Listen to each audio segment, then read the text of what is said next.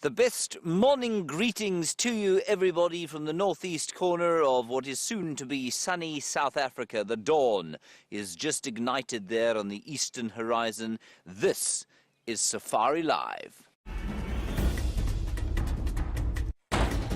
Ready.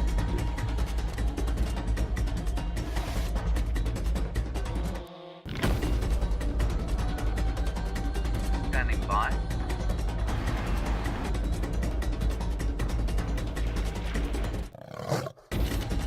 5, 4, 3, 2, 1.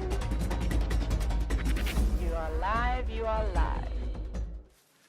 I'm led to believe it's about 11 degrees Celsius here. That is what the weather report says. The weather report, of course, a greater work of fiction normally than the Zimbabwean elections of 2008. Now, my name is James Hendry. On camera today is Eggsy the hipster. Eggsy is sporting a very hipster watch this morning. Every day we think that he's losing his Cape Town hipster nature, but he doesn't disappoint with some piece of accessorization, otherwise known as accessory, that shows he is still in the mind frame of Cape Town. Good morning, Eggsy. Good morning. There we are. On the other vehicle, Jamie Patterson is driving around. She's being filmed by the diminutive Willem Doornbraak, and they are going to look for Shadow, who they managed to find yesterday evening just before the close of drive. Our plan today is to go up here towards the east and then north to see if we can't pick up on the lions that were shouting possibly until, well, certainly until I fell asleep round about 10:15 last night. And then again this morning, and Chris Rogue and a few others have noticed or certainly heard them calling on the dam cam during the course of the night. So they're somewhere around. Whether they're on Djuma still, I don't know. In case you're wondering what on earth this is, what you've stumbled across, who is this strangely garbed human talking to you on the internet on a live stream, you are on a live safari. That means exactly what it is. We're about to go on a drive through the middle of the Kruger National Park, a little section on the western fringes called Djuma, Cheetah Plains to the east and Arathusa to the west. And hopefully we'll see some of the spectacular creatures that we have here on offer. The only thing left for me to tell you is that you must please talk to us during the course of the next 3 hours. Hashtag Safari Live or questions at wildearth.tv. And that will give you, access to my ear. Hopefully I'll be able to answer any questions that you have. If I can't, we'll ask Jamie, and if she can't, well, I doubt anyone can. In the final control today, doing all of the sort of complicated mechanical stuff and vision mixing, it's a pleasure to have Geraldine Cheesecake Kent in my ear and Kirsten McLennan-Smith on the keys. Let's go straight across to Jamie and find out how her shadow search is going. Good morning and welcome to another glorious day here in the African bush. My name is Jamie and I have Willem on camera with me with his hands wrapped up nice and snug and warm, because although we're coming now to the end of winter, there's still a little bit of a nip in the air whenever we set out first thing in the morning. So yesterday afternoon, Willem and myself had a marvelous time out exploring basically the boundary of Djuma and Arathusa, which is our sort of the middle of our traverse area at this point. And we had Tingana up in a tree with a kill. We had a ninja scrub hare that was trying to sneak away from us very, very slowly. And then we had a staring competition with the male lion, who proceeded to give us a perfect example of the amazing sounds that a lion is capable of producing, roaring his way through to the end of the sunset safari. But our night was not over yet. We actually had this amazing experience where I was driving, starting to take us home. We'd left the male lion, and I look in the ground, and on top of every single person's vehicle tracks was a fresh, shiny set of female leopard tracks. So I said to Willem, who took the spotlight from me while I was concentrating on the tracks, she's here, we're going to see her. And lo and behold, we came around a corner. Oh my goodness, it's very bumpy here. We came around the corner, and there was Shadow. Well, actually, there was an impala, a very unsuspecting impala, and there was Shadow right behind it, flat to the ground, and proving to be as elusive as she always is, she decided to pop out at the end of the sunset safari. I immediately just killed all of my lights and left the area. I don't think her cub was there, but because she was hunting and because I didn't know, I decided I would leave her be. and let her get on with her nightly adventures. And so, my mission for this morning is to go back, see whether she managed to catch those impala, and to see whether or not we can find her, because she has proved to be particularly elusive over the last few days. I'm hoping that we get a chance to see her. Shadow, by the way, is a female leopard who has a 5-month-old cub. And so what we're doing now is we've come to the boundary of Djuma and Arathusa, a road called Triple M, and it's the first place I want to check because it's a main road. It's an access road for all of the lodges from the gate, which means that there's lots and lots of vehicle traffic on it as soon as the morning gets going. So I wanted to beat everybody out here. Kind of the early bird catches the worm principle, except it's the early guide sees the leopard kind of deal. Totally different expression, or at least the early guide gets the tracks. And I'm hoping we might see whether or not she came back across.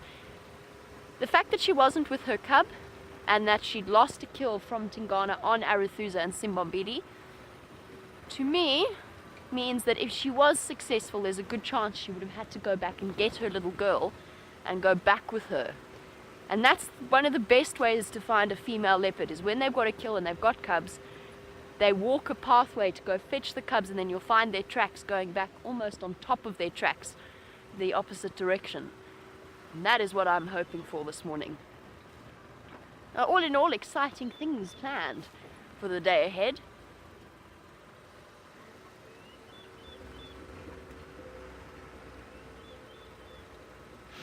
And good morning to Rachel. It is so lovely to have you on board, and Rachel is a new viewer who is joining us. I'm not sure if it's for the first time, but it's definitely the first time I've had a question come through from Rachel. Rachel wants to know, do we do this just to check up on the animals? To an extent, that will serve one of the purposes. If we find that there's some kind of problem with them, whether it is a snare or not, that hardly ever happens, but it did happen once where a young male leopard caught a domestic or a stray dog that had wandered onto this property, and because we'd seen it, we could report it immediately, and he was immediately put into quarantine and then has been released 8 months later. And Rachel, that's a long story, but it's an example of one of the things that we can do, because it turned out that stray dog had rabies. The leopard had a very, very lucky escape because the guides happened to be there. Most of the guides in this area do this to take tourists around so that they get to see and experience the magic of the African bush. That in turn brings in money, which in turn pays for the conservation efforts. And it's not running a reserve like this one is not a cheap experience. There's all kinds of things that go into it behind the scenes that we don't realize, or that perhaps you don't realize. Fence patrols, anti-poaching, maintaining fences, maintaining roads, everything like that costs money. And just again, making it for South Africa, tourism is one of our biggest industries. If we didn't have reserves like this that made money for the communities and created jobs, there's a chance it would be turned into farmland. So that's what an important role tourism actually plays out here. What we do is completely different. What we do, I'm stopping here because otherwise it's going to run away from us, right next to the power lines. Look at this lovely little duiker picking its way through in the morning light. Rachel, what we do, I think, is different but equally important. Because this is live, it allows us to bring what I feel is probably the truest reflection of wildlife to people who either can't go on safari, for whatever means that may be, or perhaps they have been on safari but they obviously can't keep coming back to South Africa so they can enjoy the experience each and every day. But it's also a far more complete way of experiencing the bush, because you can follow an animal's stories for years and years and years, and some of our viewers have. They have come to know each and every individual leopard personally. And why is that important? Well, first of all, documentaries, no matter how ethically they're made, are edited and scripted. We can't do that here, obviously, because the animals dictate the story. And second of all, for me, the most important thing that I feel that we do is that we help people to fall in love with the African bush and hopefully become invested in its future and protect it. And for me, that particularly lies with the school drives that we do, because of course, as we know, the future of the world lies in the hands of the children. So for me, especially to take kids who have never had an opportunity to see stuff like this to inspire, and now I'm going to sound a little bit like Hayden Turner, who of course is absolutely fine, it's a wonderful thing, but to actually spark that interest in children and to get them to love and appreciate nature as it is, I think is the main purpose of what we do. And we're basically emulating a safari experience because you can ask your questions.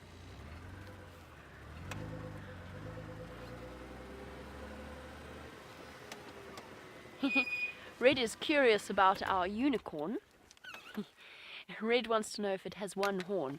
It doesn't, Red. It's a female duiker, but what it has, although it makes it look like a unicorn, is a mohawk. Oh no, look, it's a young male. Sorry, it's a young male. I'm not sure if you could see that. It's got two tiny little horns sticking up on either side of the mohawk. The mohawk is meant to look like a horn. It's meant to look scary. I don't know about you, I'm pretty intimidated. So that's a young male. It's actually got two horns on either side, and then the little mohawk, so its hair sticking up out of the top of its head. We're going to continue on and search for Shadow. I'm really, really hopeful that she was successful last night and we finally get to see her with her cub.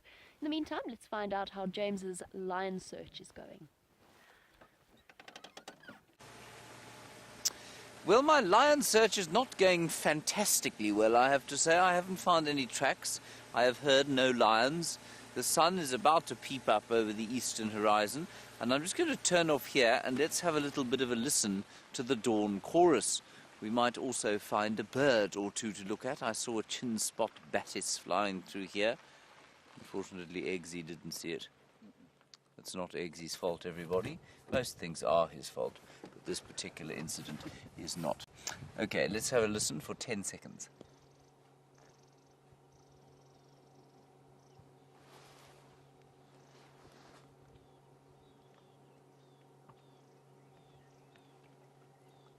Let's have a listen for another 10 seconds now that we have the microphone up.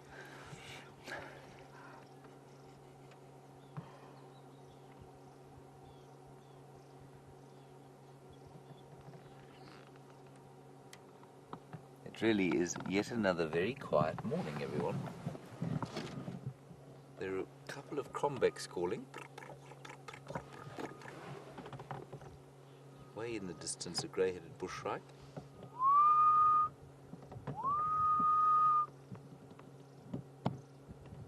And one or two drongos in the distance, and perhaps a francolin, but otherwise it is almost silent. That, of course, will change as we go towards the summer. Righty, let us move on. So we're on the northern boundary now. There's a mixed flock of completely indescribable birds. Very nice. What they could have been, everyone, is a mixed flock of widers. Now, you know those ones with the long tails. The eastern paradise wider that has a long tail, looks like a little finch. Well, the interesting thing is, of course, in winter, they're almost indistinguishable because they look like the females. They lose that very obvious coloration. And now, as we move towards September, as the days get slightly longer, so the coloration of summer, just like a weaver bird, will come back. And I'm hoping that when the great predicted deluge ensues, we will actually have some yellow weavers to show you this year.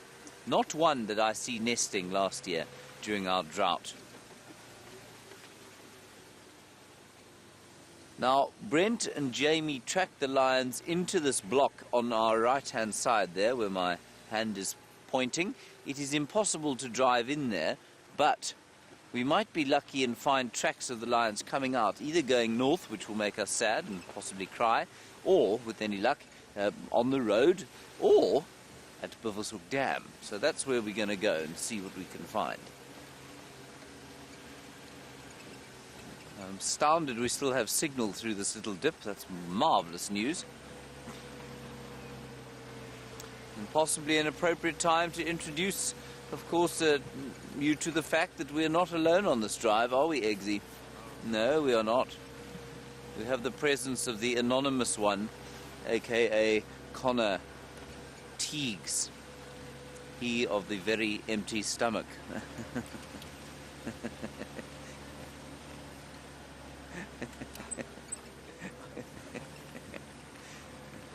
Connor doesn't like to be on camera, everybody. He's an engineer.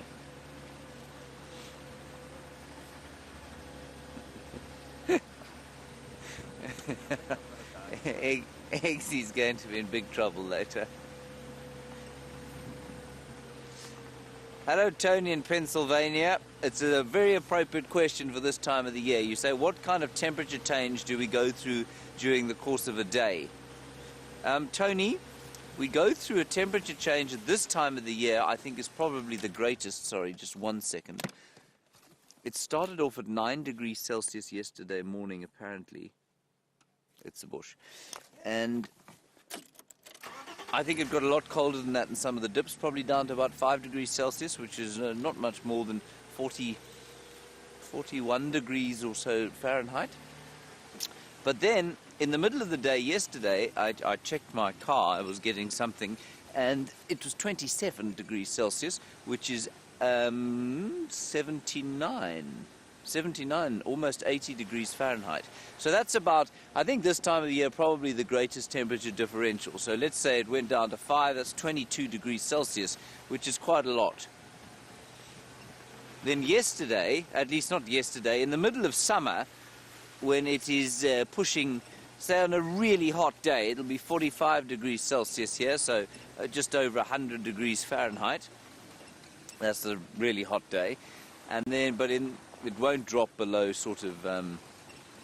probably won't drop below 26 at night. So it doesn't change a great deal during the summer, it's just universally beastly hot. Right, we're going down a very bumpy road now, everybody, so hold on tight. Don't spill your coffee on your laps. If you have dentures, a good idea to remove them now. Put them next to you. Don't drop them on the floor, obviously. That would be disgusting.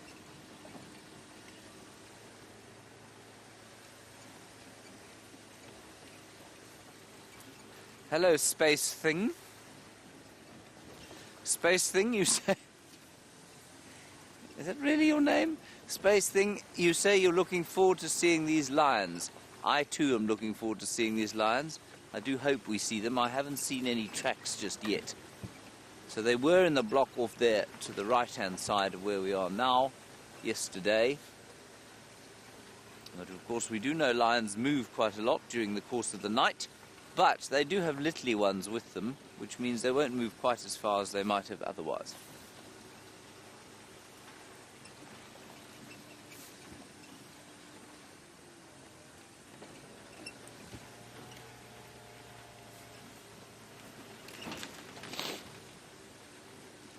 Hello, D. Smith. Good morning to you. I hope you have well, please do tell us where you are from. So I hope you're having a good evening or morning, wherever you happen to be. And that just goes for everybody. It's so nice to hear where you're from when we talk to you. D. Smith, that has got nothing to do with what you wanted to know. You wanted to know about the lions. You say you've been to the Tembe Elephant Park, which is a park, everybody, in the northeast corner of what we call KwaZulu-Natal. So on the southern Mozambican border, famous for its elephants. That's why it's called the Elephant Park, Eggsy. And you say the lions there are a slightly different colour. What colour was that, Jerry?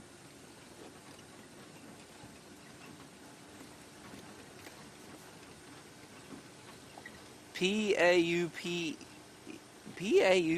Paup. I don't know what that means. Oh, taupe, tawny, as opposed to golden. I don't know, to be honest, why there'd be a slightly different colour, but for the fact that the soil there is much redder than it is here. There's a lot more iron in the soil. In fact, there's a lot more nutrition in the soil generally in that part of the world. So I think what you'll find is that they pick up the dust. They are the same species. In fact, I'm almost certain that the lions of Tembe Elephant Park are in fact Kruger lions. I don't believe that they are anything other than Kruger lions that were reintroduced to that area, as are most of the lions on many of the private reserves that are not connected to the Kruger. So, you know, they would have been darted and taken from a place like this. I'm now going to move the stick, everybody. I hope I won't embarrass myself. We might have to get Connor's big muscles involved. luckily my small one sufficed this time round. Connor's most relieved. He went pale for a second there. Plug myself back in. Can't do that with my gloves on. Okay, here we go.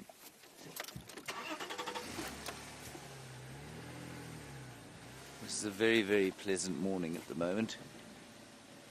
It really does have a feeling of expectation now as we head towards the spring. Just little tendrils of flowers coming out on the knobthorn trees. One or two guarri bushes with their sort of subtle lily-scented flowers.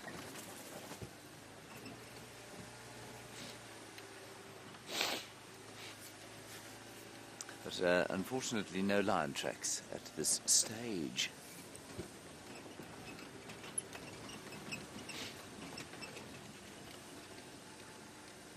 A watting contest? Oh, very good question. Aqua, you want to know who would win an eating competition between Connor and Jamie? Jamie is impressive, I've got to tell you, she can eat a lot. And with seemingly no effect on her body whatsoever. Connor, I'm afraid though, wins hands down. If I was in camp yesterday doing some things, you know, I wasn't out on drive, and you know, every 3 minutes or so you'd hear the clink of cutlery and crockery, and that would be Connor emerging from his room to have another snack. A bowl of cereal, perhaps some fruit, a tin of tuna, a leftover piece of pork belly from lunch, a plate of yogurt, a chocolate, something like that. Banana, fruit, yeah. Or one of the supplements he has in his room. I think he takes them mainly because they make him feel less hungry.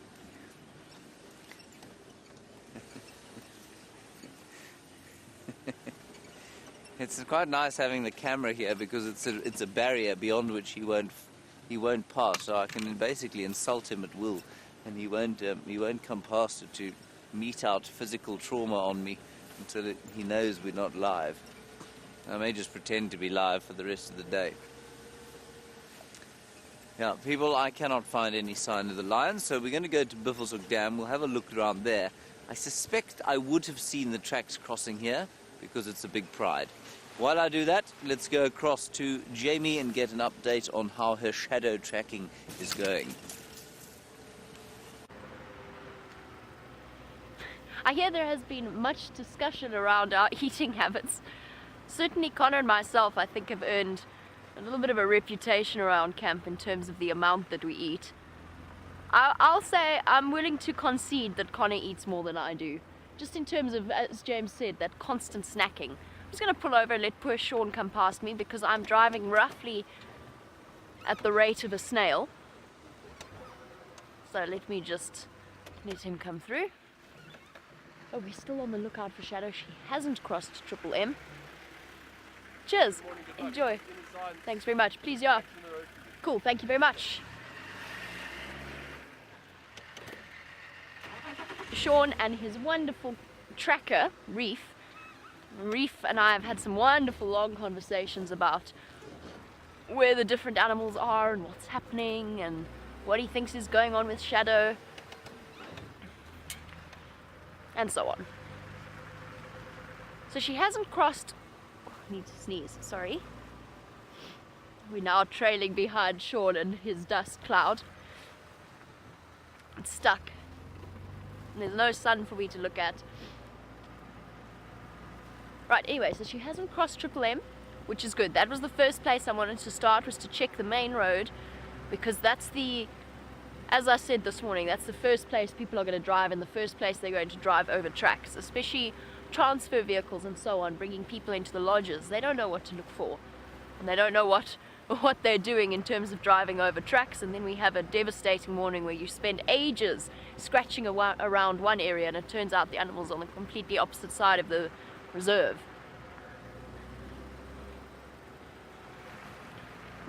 The Arathusa guides and some of the guides in the west are also quite jealous we've had so many lions. And Natasha, I think Natasha's on the same page we all are, which is that she would love to see a Shadow and Zara. Zara, of course, is the unofficial name that James Hyena? No. Sorry. Natasha, we'll get back. Okay, cool. Perfect. Thank you. I trust Liam's judgment call completely in terms of him being able to see that side as well, which also helps. I'm far too short. And Natasha said she wants to see Shadow and Zara. I do too. I really, really, really do too. It feels like it's been an incredibly long time since we last saw the cub that is unofficially called Zara. I quite like the name Zara. But it all stems from James's tendency to name the royal lineage of Karula after the royal family. Of course, for a long time, Karula's cubs' unofficial names were George and Charlotte, and Shadow, as the daughter of Karula, and therefore therefore the little one is Karula's granddaughter, has been called Zara. Anyway, her name is not officially Zara. We managed to speed up the process of the naming of Karula's cubs. Generally, a leopard out here will not get its name until it is a year old, at which point its chances of survival dramatically increase. But we were able to expedite that process when it came to the naming of Karula's cubs, just because we were concerned that unofficial names might start to stick and there would be confusion, as there was with Sindile, who then became Madiba, who then became Sindile again, and it all got very confusing. But Shadow, I think her cub will probably remain without an official name until she's a year old. Checking this junction very carefully.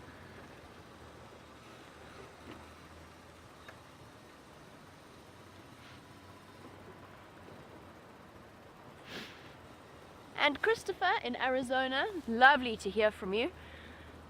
Christopher's asked a question that I can't answer, which is, has Sindile given up on trying to reconnect with Shadow? My instinct, Christopher, is that no, he hasn't, not yet. And that's borne out by the update that Gerry's given us. He is moving.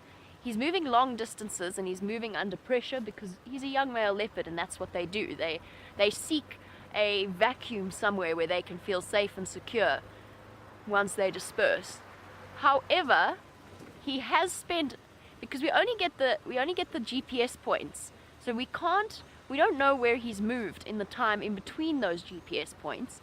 And to me, it seems as though he's spent a lot of time in what is known as his natal range, where he was born, the place that he knows, and the place that Shadow is spending a lot more time in. Whether or not that means he is trying to reconnect with his mom still, I don't know. He's a young male. He's not quite... he's coming up to 2 years old now. Hello, Impala. Don't suppose you've seen a leopard in your long, dark evening. All bright red and fluffy. I don't think this is the herd that she was hunting last night. I think that herd is a little bit further to the north. But you never know.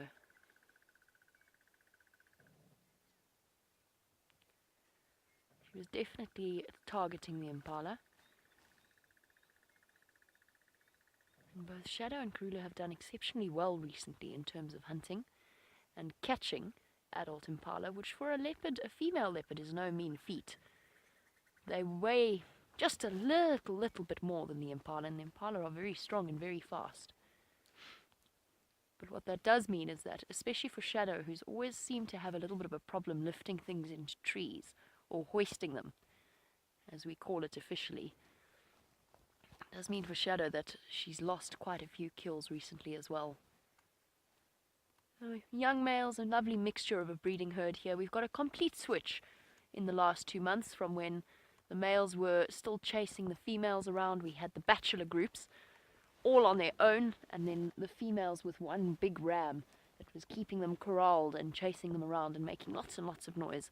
The noise has died down. Every now and again one male gets a bit confused and starts chasing females for a little bit, or fighting with another male. But for the most part, the breeding season is over, and it's time for... oh, hold on. Having just said that... oh. That was relatively anticlimactic. Looked like the two young males were going to have a little bit of a scrap. They've decided breakfast is far more important. And I'm actually going to leave our Impala and keep going. Christopher, I don't know. We don't really know the answer to your question about whether or not Sindile is still trying to reconnect with Shadow.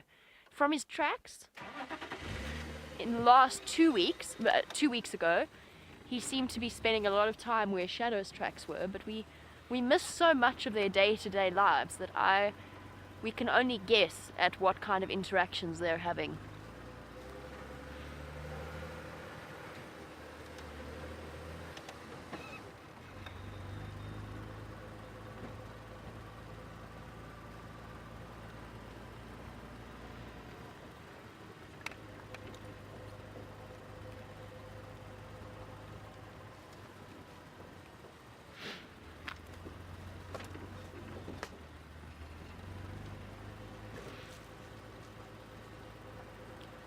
And Aaron in Scotland, lovely to have you on board with us.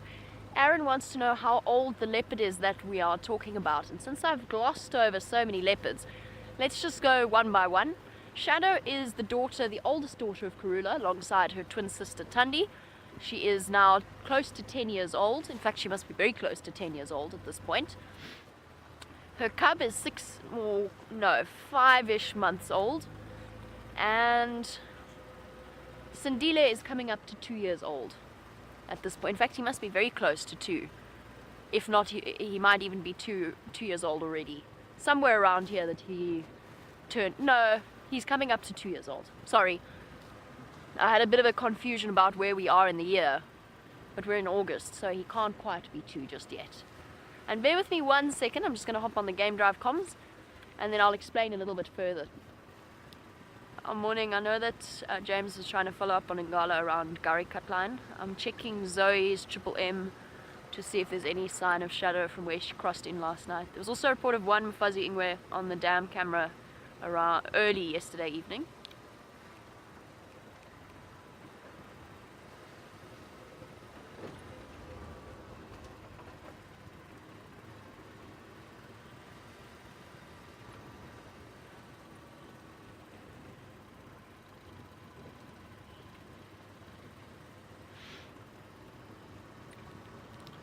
Okay, copy that, thanks. I've checked Triple M, but I've only checked Gowrie Main up until Zoe's Road, so I haven't checked the rest of it. We're just planning our search and the way that we're going to approach the morning. Make sure that we spread our attention so that we don't end up checking the same places and we can spread out as efficiently as possible. So,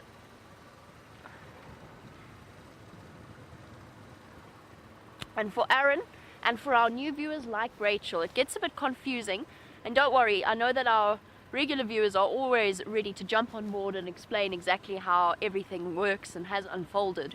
But essentially, Karula has been a very, very successful mother. She's a female leopard that is dominant in Djuma and the surrounding area.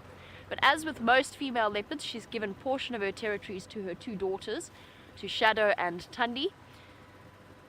Shadow has had far less success than her mother in terms of raising cubs. Her last cub was Sindile, who was the one that caught the dog, the rabid dog, and ended up in quarantine. And she now has one little cub called, well, unofficially called Zara. Standing by.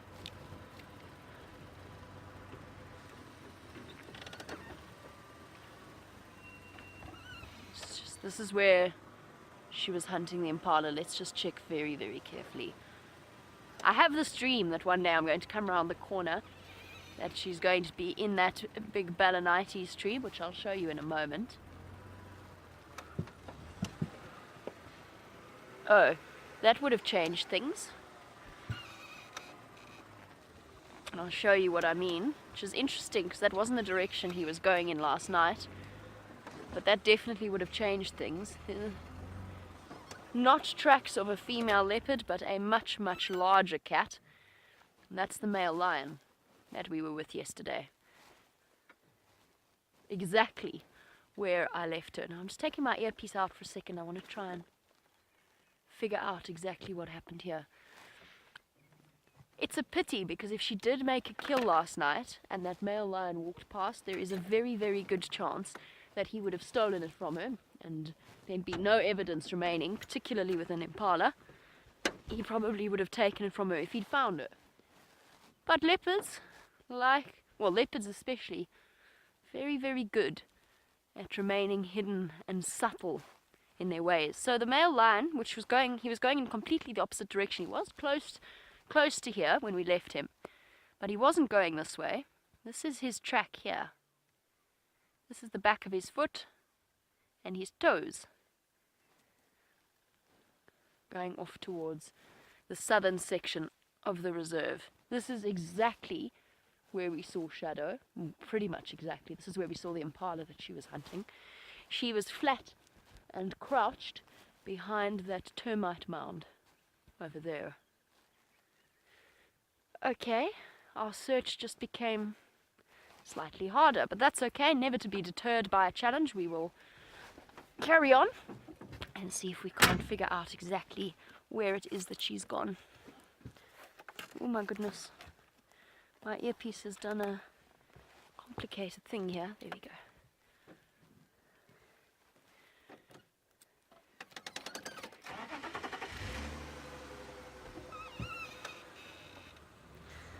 I'm surprised.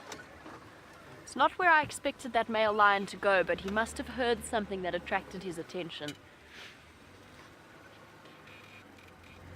And now we drive at a snail's pace, so as not to miss a hint of what occurred here.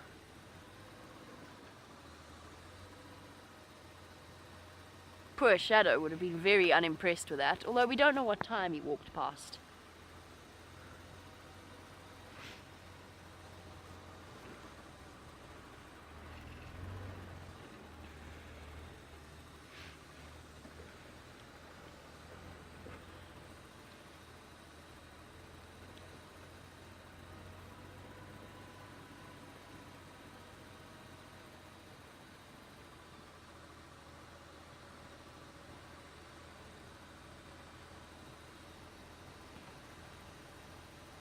Speaking of our leopards and the different...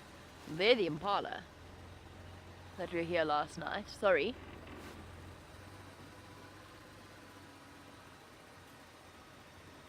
They're quite far into the vegetation, but you can just see the streaks of red there and some movement.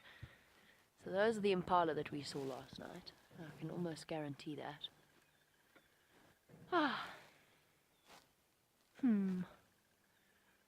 Goodness, figuring out where she's going to go. As I said, I would love, one day it will happen that I come around the corner and there's a leopard in this tree, rather than Brent or James, who seem to have a special affinity for climbing it.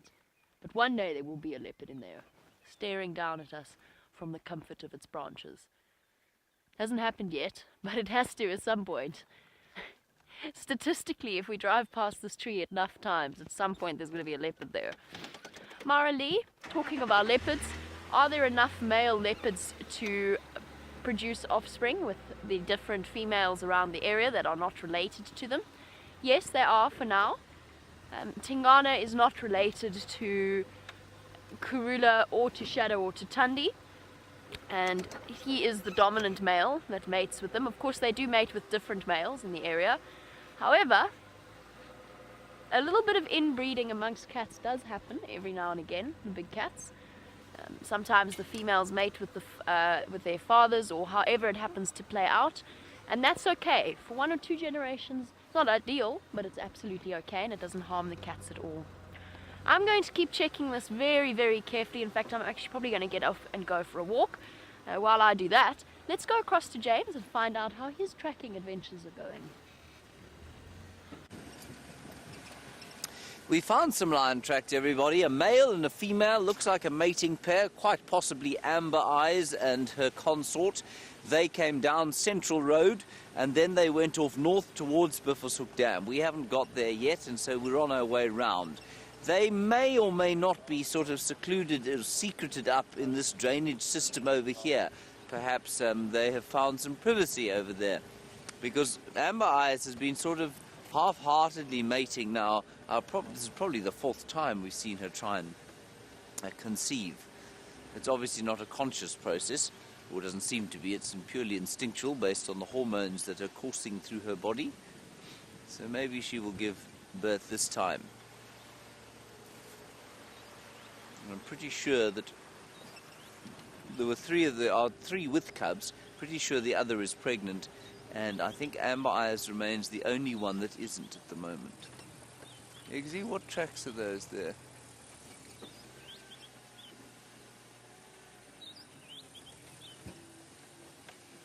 Ooh. Ooh. Right, so we have tracks of a female lion, which I shall show you once I've checked that she isn't about to devour me from behind the bush as I get out of the car. And as I get out of the car, just listen to the white-browed scrub robin calling there.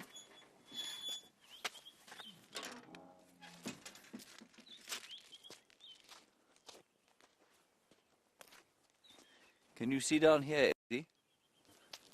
Not there. How hopeless. I thought I'd given you enough space.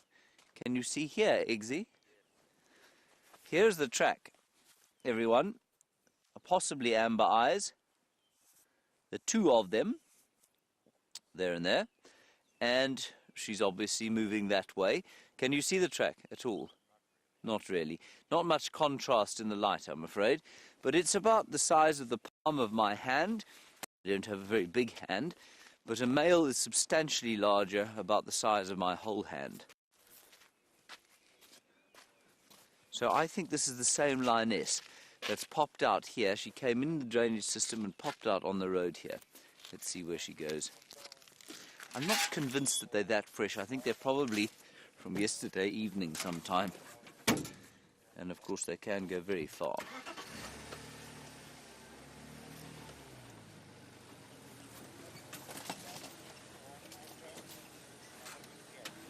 Righty, on we go. I'm just listening to the Game Drive channel.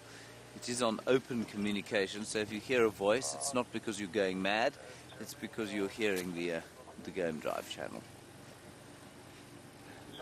She's still going straight along the road here. Just make sure that it is, in fact. It is, yes. Don't see any cubs. Oh, but there's a male lion going the other way. That's not fresh. No, she's turned round here. No, she hasn't. It's fine. Okay. Let us hope we're lucky. We have seen one or two nyala. What? My earpiece. Is she talking to me, Eggsy? What is she saying? Geraldine, go ahead. Sorry, I do apologize. I didn't plug myself in.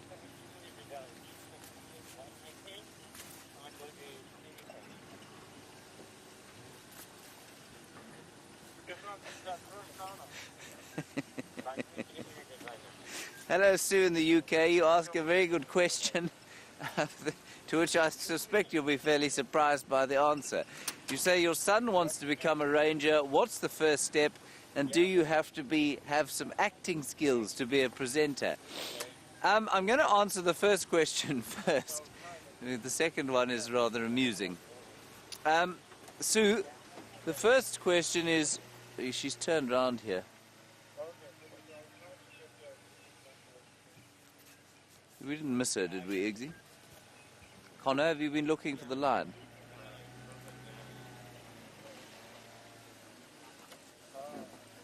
Okay, let's just carry on around the corner here and see if that's not where they did turn round. Sue, there's a difference between a ranger and a guide. A ranger ostensibly is somebody who does much more the conservation work. They do land management, they'll maintain roads in an area like this, they'll patrol for poachers, and they spend their time in the field doing actual kind of conservation work. Then you get a sort of, then you get what I trained to be, which is a guide. I trained to do both, but guiding is essentially what we're doing now, and for that you can do various courses around here, but basically if you want to be a good guide, the main criterion is that you like people. if you want to be a guide. It's essentially, it's a human job. It's not a wildlife job. I know people think of it as a wildlife job, but it's a human job that you do in the bush. And yes, of course, you have to be interested in nature, but it's largely a personal interaction job. Then the job that I'm doing now, I don't think it requires acting skills. I'll tell you why. It's because we're not really acting so much as we are presenting, and acting by its very nature is inauthentic, if you know what I mean. So if I was acting now, I think, whoops, I think you'd, like I wasn't acting there, I nearly fell out the car. I think you'd find that acting for something like this would come across very forced. So it's very much an authentic thing, but it is a question of enjoying presenting, enjoying being in front of the camera, and so I suppose an enjoyment of acting would be helpful, but I don't think you need to be a skillful actor to do what we do. So Sue, the first step would be for your son to probably do some kind of biological qualification. If he's got the intellectual capacity and want, then I would send him off to do biology at university for 3 years or so, but he doesn't have to do that. But it's probably a good idea. And then you come out here and you can do any number of courses, some of them particularly poor, some good ones, so do your research thoroughly.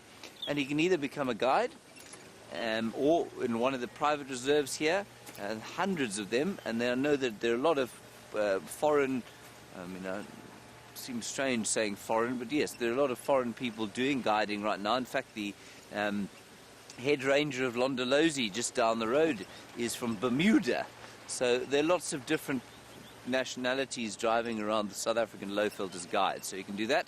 If he wants to do real conservation work, game ranging, walking the bush, patrolling, maintaining fences and that sort of stuff, well, then he's going to have to do a little bit or very different training. That's a bit more difficult to find, and the best way to do that, I think, is probably to find a mentor, some kind of experienced game ranger who can point him in the right direction.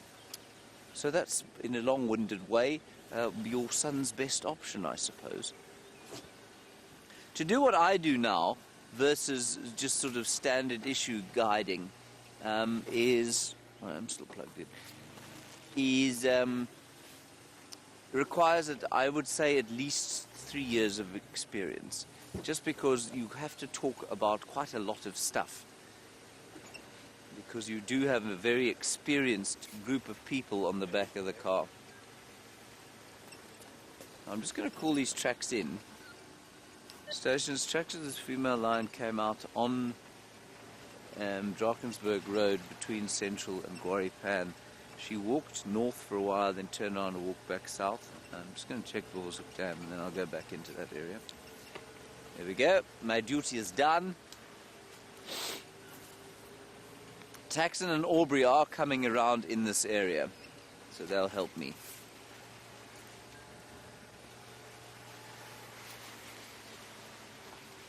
Hello, Black Rose. A very good question from you, a very astute question. You say, have we ever thought about doing this around the world in different places? Absolutely. It's in the pipeline. The thing is, it does, of course, take quite a substantial amount of funding to set up an operation like this all over the, in the different wildlife hotspots of the world.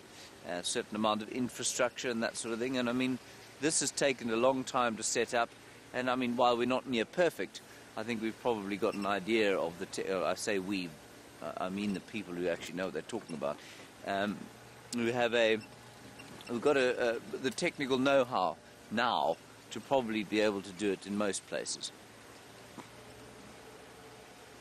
And we're experimenting in different parts. You know that Brent went up to Rwanda to do a test there. We might be going to Kenya fairly soon to do a test there. Just very much a test, though. There's no going to, so the idea is to expand into other areas.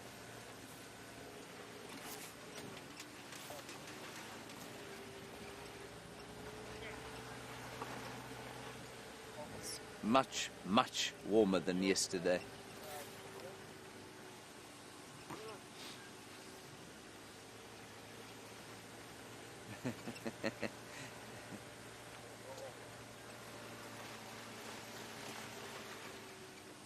Hello, Doug in Arizona. You say that you've been watching since 2005. Well, thank you very much for that.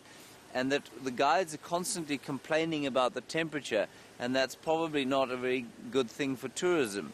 I think it's more commenting than complaining. This low-felt area that we're in here has got probably the best temperature or best climate in the country, especially as far as the winter goes. It's the most magnificent way to spend a winter. Clear blue skies for 3 months at a time. Very pleasant temperatures in the middle of the day. I suppose, Doug, it's got to do with the chilly morning and something to talk about. It's all around us, the weather all the time. So I think that's why we talk about it as much as we do. I don't mean to complain. I do apologize if that's how it's coming across. But I promise you the climate here is delightful.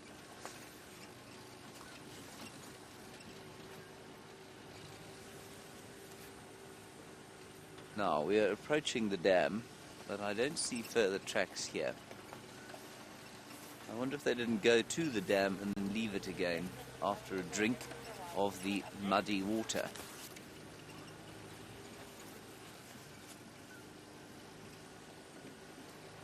And some elephant tracks, fresh on the end of World Elephant Day yesterday. We don't have a World Day. I'm sure it is a World Day of something today, but it's not elephants.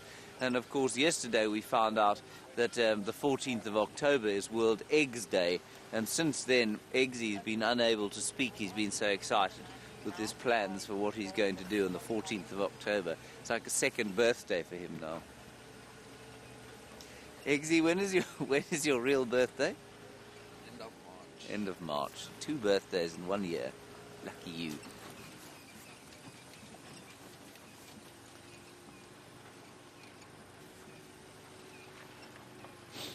Kathy, in Tennessee, you've noticed how different the bush looks. So if Eggsy pans off to the right-hand side, if you don't mind, Eggsy, I don't mean to trouble you, I know you're very comfortable on the back there. You can see there that we can see into, don't worry too much about the quality of the shot. You can see that we can see into the bush, and Kathy, you say that's because the elephants have pushed things over. It is to some extent, Kathy, but it's also because of the fact that the elephants have, well, I mean, the season has denuded the trees of their leaves, which means it does look a bit more open. But that said, yes, when we go into the summer, it will become a lot thicker. And you say, how long will it take before I think sort of before the bush recovers, if you like, from the elephant damage? It doesn't ever recover because it's in a constant state of flux. So it's not actually damaged. It's much more just in a constant state of flux, and the drier it is, the more trees will be pushed over, and then we'll have these wet seasons and the trees will come up, and some of them are quite fast growing. But I don't think that this place will ever look the same 1 year to the next. There will always be a subtle difference. Right, let's have a look here at the water's edge. Where there is absolutely nothing going on. Eggsy, do you see that? Some Egyptian geese shouting at each other. Connor told me very confidently as he got on the car today that he always has good luck. Well, look where that is today, Connor. I can just see something shining through there.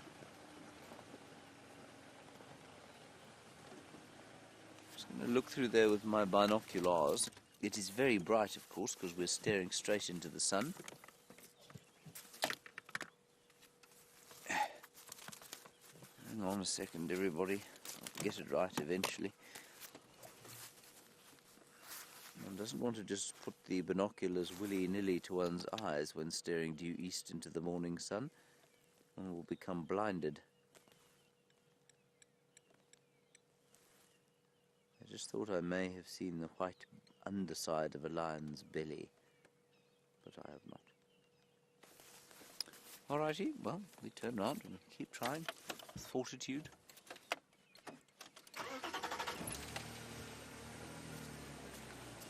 Hang on. There are the Egyptian geese. I think they're probably going to fly back over here. There are 4 of them. 4 angry Egyptian geese coming over.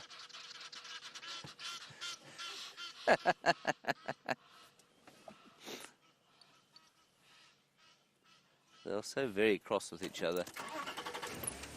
No, let's turn around here and we'll carry on down back towards where those lion tracks were. I think they're from last night, so I don't think they're that fresh. But we might find her lying up somewhere, or perhaps devouring a buffalo.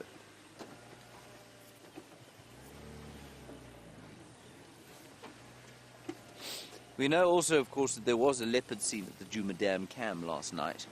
So we might be lucky and pick up tracks of Karula and her little ones a little bit later. Who knows? As the old cliche goes, you never know what's going to be around the next corner.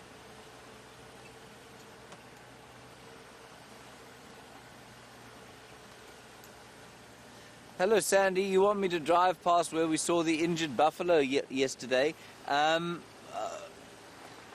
afraid I can't because I don't know where that was, but Jamie can. I think she was probably quite close to where it was yesterday, and yeah, it'd be a good idea to find out if he's still around, or if he has shaken off this mortal coil. It's interesting, you know. Jamie reckoned that was a different buffalo from the one that we saw being attacked the other day, and I think she may well be correct, but we didn't find that one that we saw being attacked the other day around the Galago Pan. The 4 lionesses seemed to have almost killed him when they got too tired. They eventually just got too tired and left him alone, but he had blood all over him. He had been raked to pieces. He had bite marks all over his back, and we didn't see him again the next day. So that was either the same buffalo or another buffalo that suffered a similar fate, that managed to escape the lions just through the fact that he's so big that the lions become tired. And I think it's 4 lionesses on 1 buffalo bull is a pretty even match. So sometimes they'll succeed, but ideally they'd want to have a male with them. He's just that much stronger.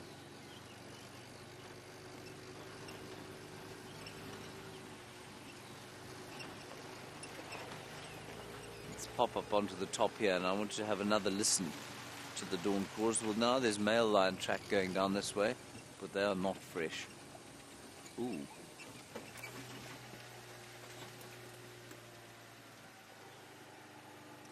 Female going back the way.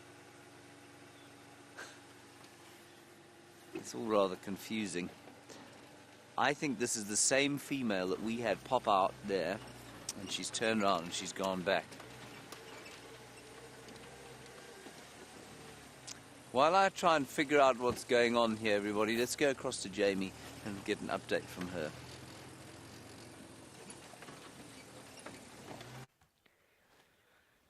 For now, we have temporarily put our search for Shadow on hold. I did find your tracks, but we'll come back to that in a moment. We've just got a report that wild dogs have come racing across from Simbambili onto Djuma, and now it's up to us to try and figure out exactly where they have gone. They've come through to Impala Plains area to stop and have a look and just see what the animals are doing. We had one lone female impala. I don't know where she's gone now.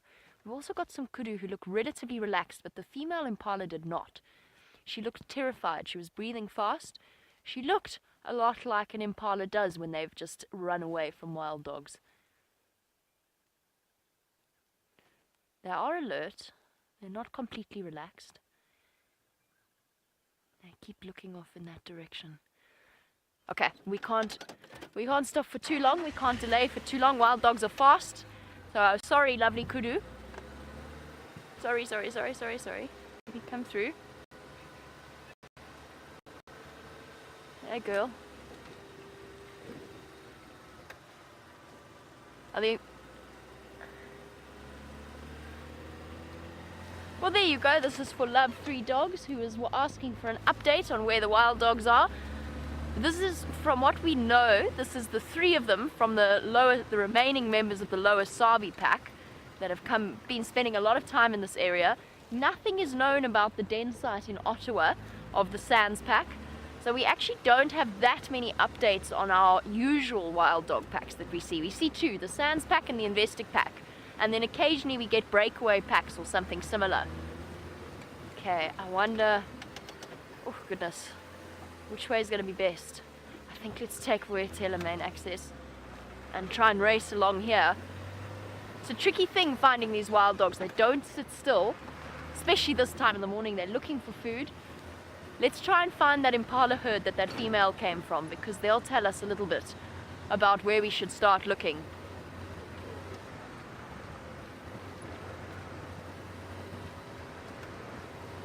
So love 3 dogs. I wish I had more to tell you, but it seems as though at least the 3 of them have come running through to in this direction. And wild dogs are so exciting. We get incredibly excited whenever we hear that there are wild dogs in the area. They're fast, they're incredibly endangered, critically endangered, and very, very special animals. They're exciting, they get the heart racing.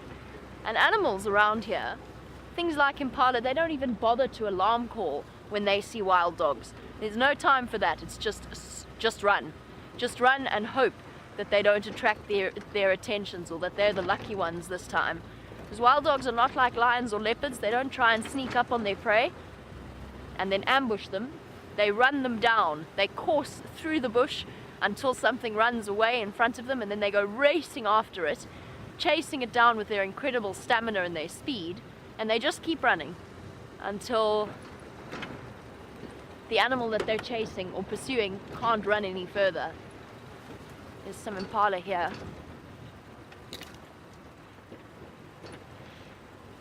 I don't see any panic-stricken tracks on the road. Often you can see whether or not an impala has been galloping off along a road. There's another lone female impala.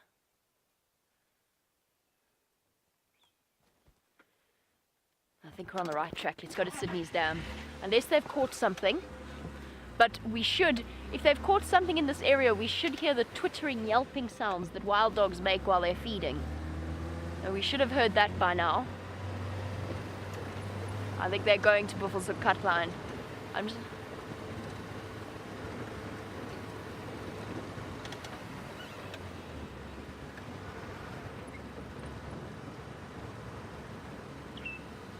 There's a special feel to the air when a wild dog has come through. I haven't smelt them yet, but it is a little bit windy today, so I might miss this. The wind might blow the smell away. Wild dogs are really, really distinctive in terms of the scent that they give off. It smells a lot like, I don't know, wet, a little bit like wet dog, wet, very dirty dog. I love that smell. It's not an unpleasant smell. It's a smell that spells excitement.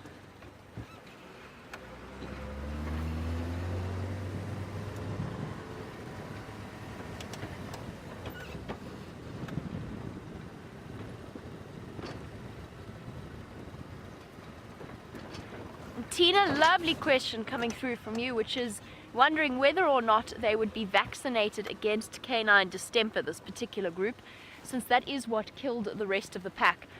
Tina, I don't know the full details into what plan they are implementing, but I do know that there were plans being put forward to vaccinate all of the wild dogs of an area. I believe that the ones in the Sabi Sand are vaccinated against canine distemper. That being said, I've just recently read of a wild dog pack in the Kalahari on a lovely place called Swalu, and those poor wild dogs had just been introduced, vaccinated against canine distemper, and they died of canine distemper anyway. So it's not 100% effective, but yes, there are plans to vaccinate the dogs. It's a difficult one. It's one of those areas where we really do step in and interfere to an extent, because canine distemper is naturally occurring. And I say that because those dogs on Swalu are so far away from any kind of stray dog that they must have contracted it from something like a jackal or a bat-eared fox. They cannot have contracted it from a domestic dog. But we interfere in this particular instance because wild dogs are so critically endangered, and they're so critically endangered because of human actions. I'm going to keep searching to try and figure out where these animals have gone. While we do, let's go back to James and find out what life is like at Buffelshoek Dam. I'm very confused, everybody. There are lion tracks going up and down all over the place, and I'm afraid I've got no idea what their sort of final termination point will be. We're going to keep looking, but in the meantime, some beautiful kudu heading into Torchwood, which is the reserve to the east of us. We are now on the far eastern fringes of Djuma. And a nice little herd of 2 or 3 females and a young bull. And they're quite well hidden there in amongst the leaves of the round-leafed teak. And we were talking about the elephants and the change that they make to the vegetation here, and you can see very clearly that the bushes here, the round-leaf teak, is maintained at that height by the elephants here. In the absence of elephants, these funny scraggly bushes that you're looking at now grow into big trees like the marula tree you can see there. Eggsy, we still have a kudu over there, you'll see that down there. It's the one with the ears again. That's it. It's in the sun. That's the one. Beautifully backlit by the golden copper of the sun shining through the round-leaf teak. Eggsy, I might be tempted to take a photograph. No, not anymore.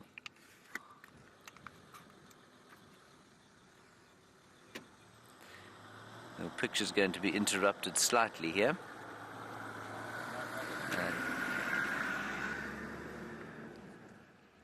Alrighty, there's a lovely kudu picture, but Jamie has got a flying, what it described as the other day, death in the sky.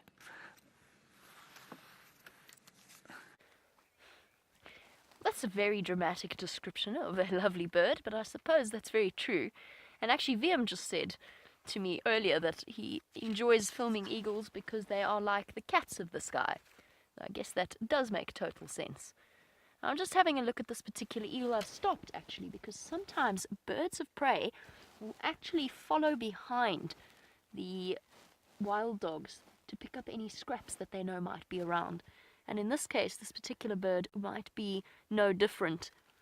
It is a dark tawny eagle, from what I can see. With its, I can't see if it's got a yellowish eye. It does seem to have a dark eye. So my guess is it's a dark tawny eagle. They come in lots and lots of different colors. Almost, it's the one other bird that you could confuse it with is a steppe eagle. But the steppe buzzards and the steppe eagles have not yet, well, they might have started, but they have not yet completed their migration back to South Africa from all the way from Russia and Europe. So a tawny eagle surveying the air around, or the land around him, and silence. There's not an impala, there's not a kudu, there's not one thing around us. No tracks. I don't know where these wild dogs have gone, but we're going to keep trying. We're going to keep looking for them. Hooded vultures, tawny eagles, and sometimes bandoliers actually fly behind wild dogs. They know that wild dogs have got such a high success rate in terms of the kills that they make, that they are in for a very good chance of being able to flutter down and pick up whatever the wild dogs leave behind. It's an interesting tactic, it's an interesting technique. They won't do that really to many of the other predators. Okay, there's another terrified looking, or no, not terrified looking, there's one very focused looking impala. Let's just go see. And often wild dogs, when they're running, because they've got those long legs that take enormous strides, a lot of the time they barely touch the road. You'll get one track that's just bounced through and moved off. Excuse me, impala. Have you seen some wild dogs by any chance?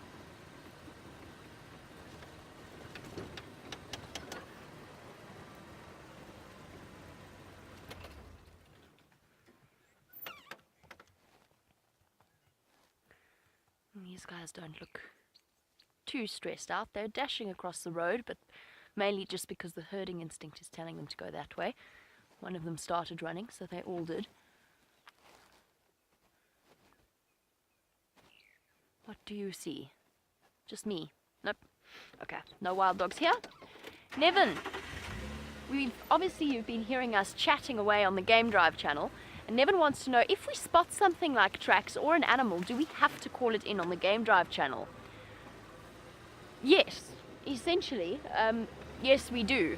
And we do that for a couple of reasons. One is it's a professional courtesy and it's politeness, and we know, we've all been guides with guests before, we all know what the job entails and how sometimes it can be unbelievably stressful when you've got guests for 2 days that want to see everything that the reserve has to offer. You are under pressure, so it is sometimes it's just polite, really, because sometimes Taxon will call us into a sighting, sometimes we'll call him into a sighting. We never ever hide sightings from each other or tracks. The reason we call tracks in is because often, if a person is in the area as well, they can help you look and relocate that animal. They become very, very useful in helping you track down that creature that you're looking for. So now, for example, with the wild dogs, I'm listening to my Game Drive comms, waiting to see whether anybody is in the area that have picked up tracks.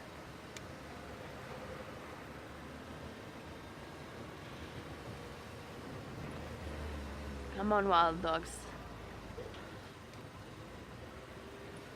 And a guide might perhaps not be looking for that particular set of tracks, but if you tell them that, hey, there's leopard tracks going towards that road, then they can actually save you a huge amount of time, because then they can say, okay, you can stop looking in that area because the tracks are now here. Come to this side and continue your search that way. So yes, we will always call in whatever we can find, whatever we have found. Sometimes we'll wait a little bit in terms of tracks, and the reason that we do that is we're just trying to figure out exactly where those tracks have gone before we send somebody on a wild goose chase. But if we delay, it's just simply because we're making sure we've established what's going on. The same goes for if we have a sighting. We'll find something, we'll establish the sighting, we'll get in, we'll gauge the animal's mood. The first thing you do when you see an animal, like a leopard or a lion or an elephant, before you pick up your Game Drive channel and you call it in, is you go and you look and you see how that animal is feeling. Are they on edge today? Would they be better off not having other vehicles with them? Do they have cubs with them? Because that determines how many vehicles will be allowed to come into the sighting, and so on and so forth. So if there is a delay, that's just why. The other reason we sometimes delay is because we don't know where we are. If we're off-road, we're trying to figure out exactly how to direct somebody into the sighting. Happened to me once or twice, I have to be honest. You start going, I took the 3rd road west.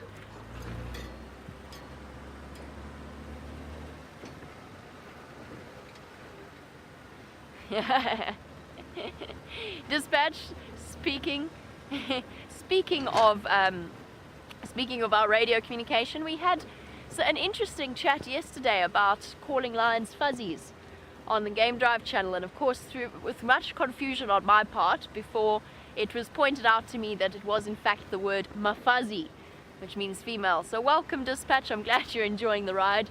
No fuzzies today.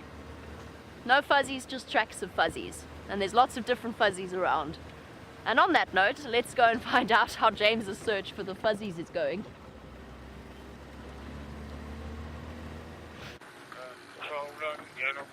Sorry everybody, I'm just trying to figure out what's going on here.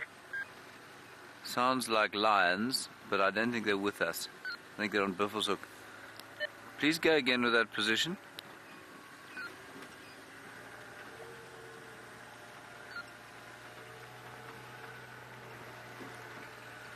Tax, come in. Just going to find out from Taxon where those lions were seen. Go ahead, Tax. What was the position of that sighting?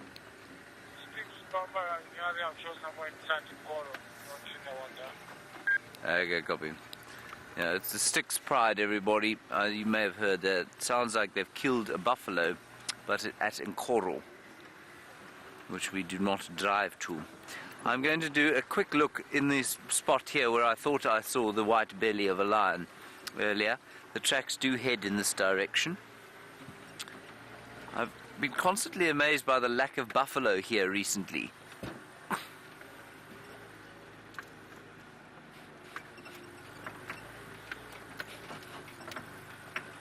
Gary, you say how far is Lion Rock from the Sabi Sands, and do they still rescue lions?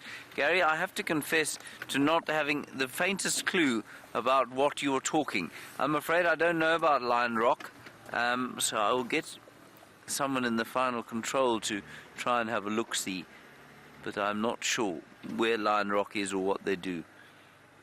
No, there are no tracks here.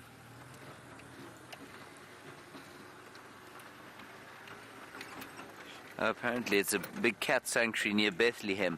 No, we certainly are nowhere near there, and I've got no idea how it operates. Bethlehem is a long way from where we are. Obviously not the same Bethlehem in Nazareth. This is a Bethlehem in the Free State. No, I don't think I did see the white belly of a lion here, everyone. Clearly it was just a reflection or a mirage brought on by the desperate desire to see a lion. Oh well, who knows? I'm sure we'll see some stage. Eggsy, don't worry. What we can do though is just stop and have a little bit of a listen.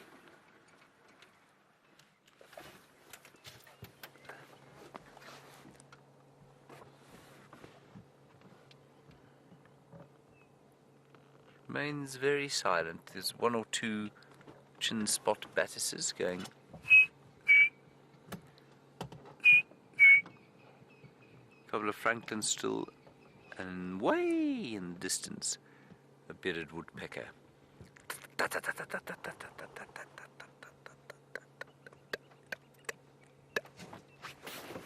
On we go.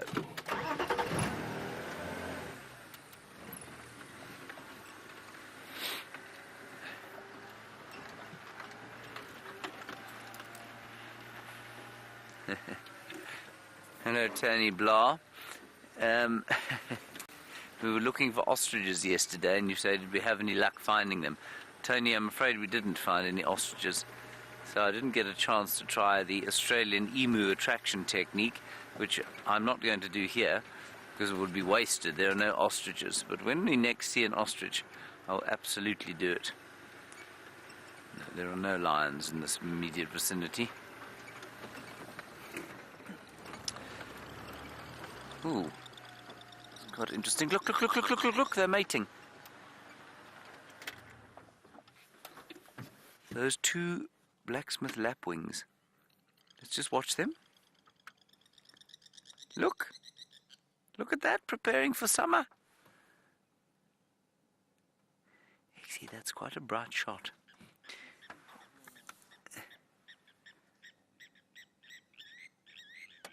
Ah, there we go.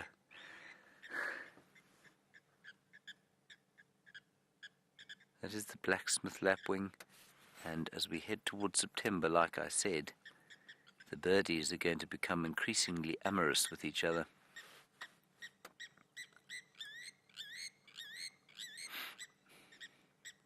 I've never seen that before, everyone. That's the first time.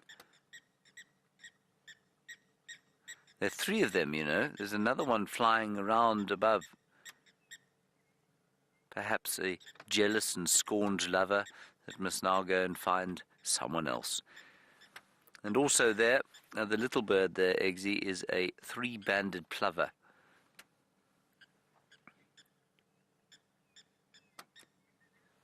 There we are. You might also vaguely be able to hear in the background the greater blue-eared glossy starling. I can actually see it, but we don't have the zoom lens or the super zoom, so we're not going to try and show it to you with the small lens. And that little plover will be looking for snails and other little invertebrates that live in the water. And unlike the hippos, of course, these aquatic birds can fly off when the water eventually does dry out. But still, they too will feel the pressure, especially as the migrants start to return, hopefully expecting new summer life. But until the rains come, that's not going to happen. Right, wonderful. Let's move on.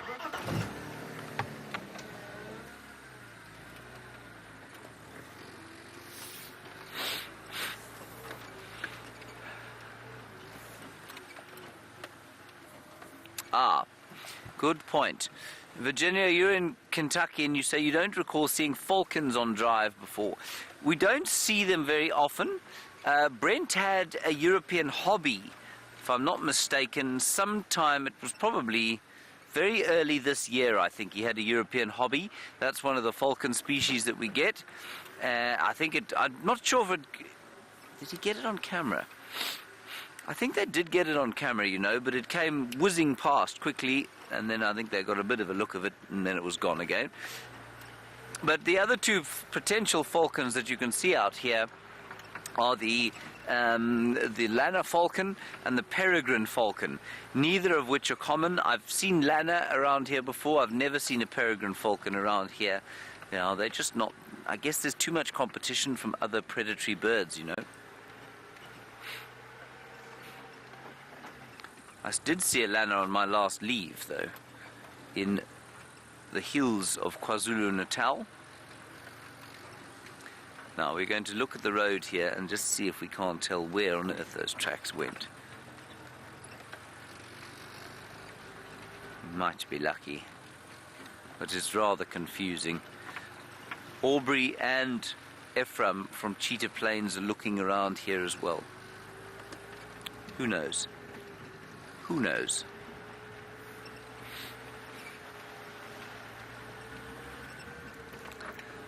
Then I think what we'll probably do is head down towards the south and see if that wonderful queen of Djuma hasn't crossed back onto here. And we might be lucky there too. I can't believe that. I think those wild dogs probably popped across here, leapt to Sydney's Dam, and then went straight into the Manyeleti. That tends to be what they do. So, a bit sad that we didn't manage to see them.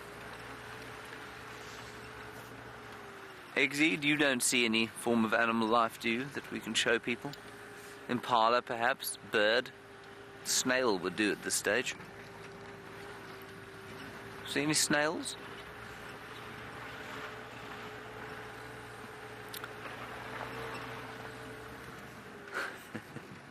It's getting a little desperate.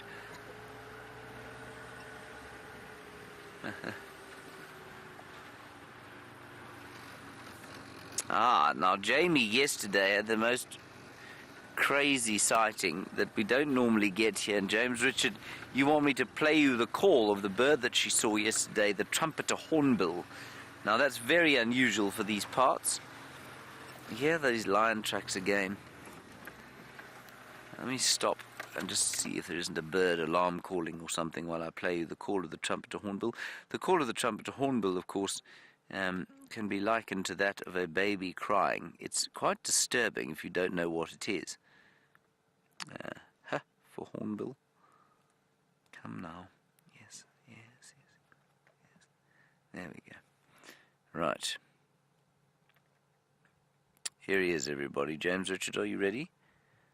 Don't be distressed. This is not a child calling, it is the bird.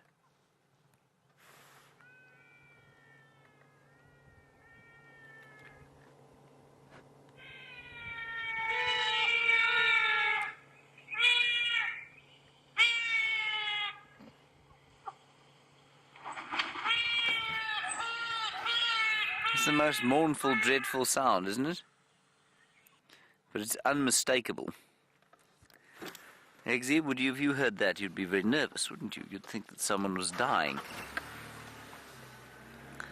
I think I had a girlfriend who used to cry like that sometimes. It was very disconcerting.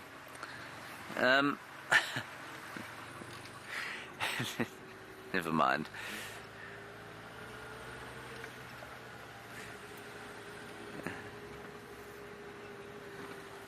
Let's go to Jamie before I say something ridiculous.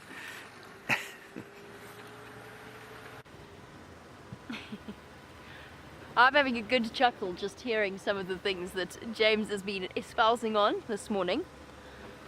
I don't know where these wild dogs have gone. I can't find a track. I've found lots and lots of very relaxed looking impala. They appear to have vanished into thin air. I think for now, there's a good chance that they've gone into Buffelshoek. I think for now what we're going to do is we're going to continue on with our search for Shadow and maybe even try and look for Karula. But as you know, our live safaris, nothing goes as planned. I have absolutely no idea where anything is at this point. The wild dogs have pulled a runner, as they generally do. And Shadow has disappeared into a block. Basically what a block means, by the way, is a patch of bush between, or a patch of vegetation that is between the roads. She's disappeared into a block that she loves. That's where I found the tracks, by the way. They'd been trodden on by an elephant, which is why it took me a while to find them. But it's taken, once upon a time, we had 4 guides in that particular patch of vegetation, all looking for Shadow for 4 hours without any success. So we would have hoped that perhaps she's sitting on a termite mound or something similar, giving us a chance to spot her. I mean, Tingana was very kind to us yesterday when he stood up on the branch of the tree that he was sitting in and made his outline very clear. Perhaps Shadow will be kind enough to do the same. And we might bump into the wild dogs. I don't know what direction they've gone in.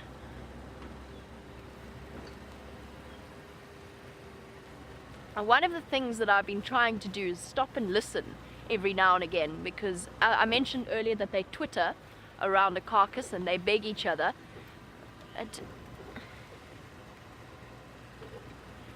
But Ginny has asked whether or not wild dogs will howl like wolves. And of course they are related to wolves, true canine species. They don't howl, but they've got a beautiful mournful, oh dear, we're still talking about mournful calls. They have got a beautiful mournful sound that goes something like this.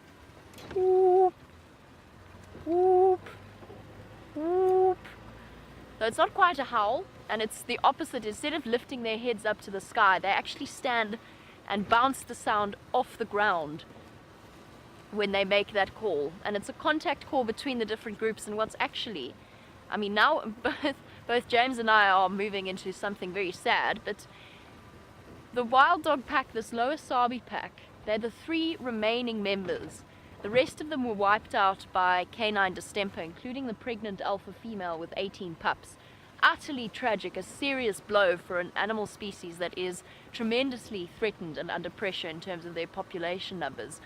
But this poor pack calls constantly. The remaining 3 members, James had them calling, and I've spoken to some of the other guides and they've also said that they've heard lots and lots. Every time they see them, they're calling. Let's go see what those impala are doing. They're not running away from wild dogs, but they do look like they are having a bit of a sparring session. Oh, sorry, Viam, I hope you're holding on. Lots of dust flying around. Yep, they are having a wonderful time with each other, chasing each other around. Oh, chaos.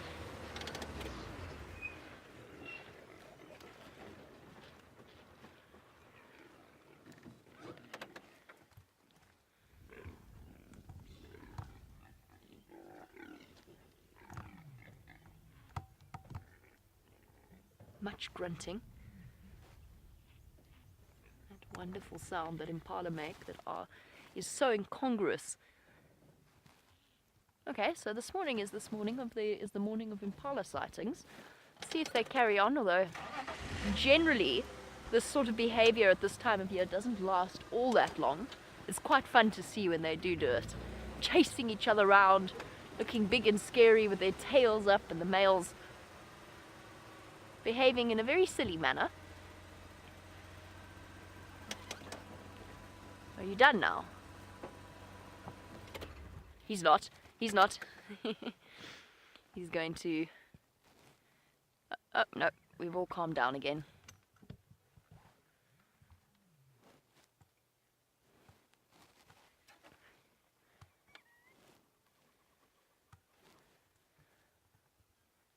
Now, during the rutting period, the males are incredibly distracted, which is a boon for the predators of the area, which is why during the rutting period we noticed that both Karula and Shadow were very successful in terms of catching male impala.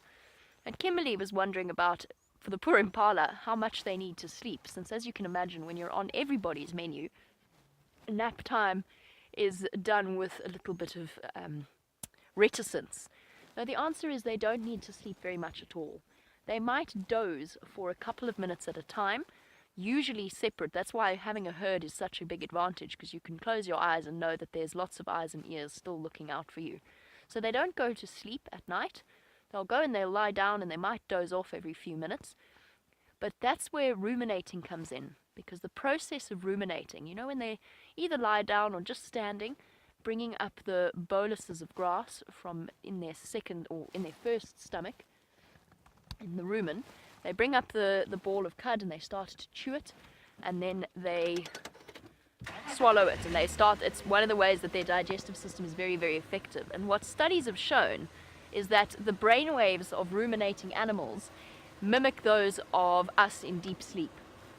So whilst they do not need to sleep for long periods of time, they kind of get that brain rest that the body needs in order to repair and to jumpstart all of its processes. Are you done now, boys? Whole herd of bachelors. A gentleman's club of impala. Right, and now we're all done. We're all relaxed again. Back to breakfast. A little bit of sparring, a little bit of exercise. I was kind of hoping if we sat here, the wild dog might come sprinting through. I'm actually gonna put my radio on to scan.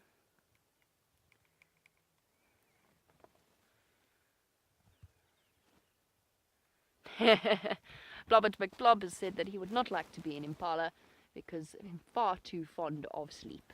Fair enough, I agree with you. Sleep is a wonderful thing.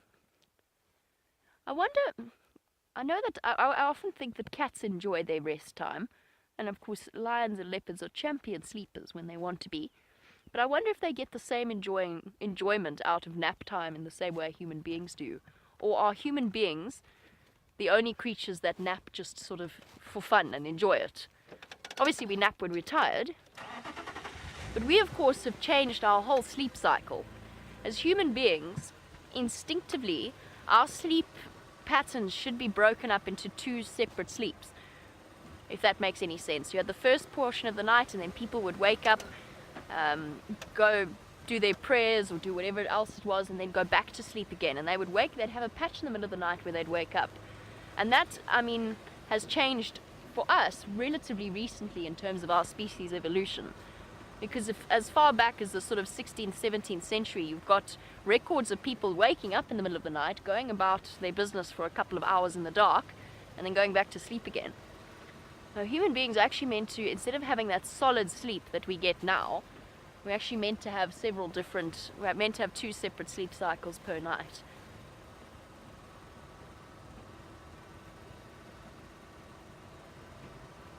It's very, very interesting that. I find that the way that we sleep fascinating.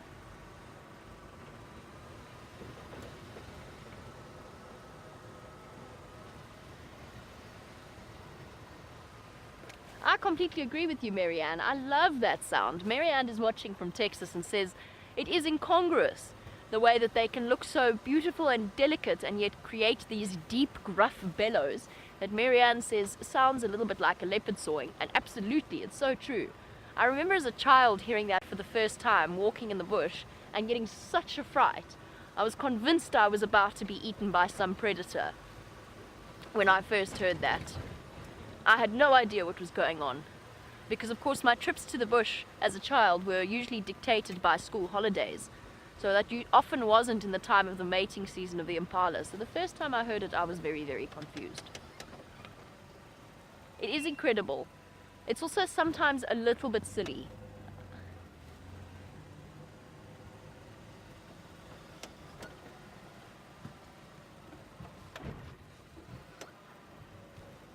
There is an elephant there, but it is playing very, very hard to get.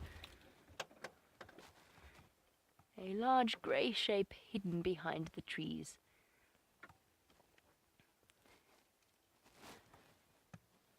And dispatch, just while we look at our Ellie, since it's not right out in the open, dispatch, just to answer your question, what exactly do impala and kudu sound like? The kudu have a deep booming bah bark. The impala I can't begin to imitate because it's impossible. I'm useless at it. Now, unfortunately, I'm somewhat technologically challenged. I have textbooks and no calls for you to show you on my iPad, but perhaps James might be. I'm not sure if he's got the mammal calls on his cellular device, but perhaps he might be able to provide that. We'll see. We'll ask him and see whether or not he can provide. Otherwise, I know that definitely if you keep watching this afternoon when Brent is on the sunset safari, he will be able to oblige, I'm sure. But it's much more fun to try and imitate. I can't do the impala though. I really can't. I'm useless. It does sort of sound like a leopard sawing, but they I don't know, can't do it. I've tried. I've embarrassed myself many, many times attempting to imitate rutting impala. You are all more than welcome to try it at home if you can do a better job than I can, which you may well be able to do.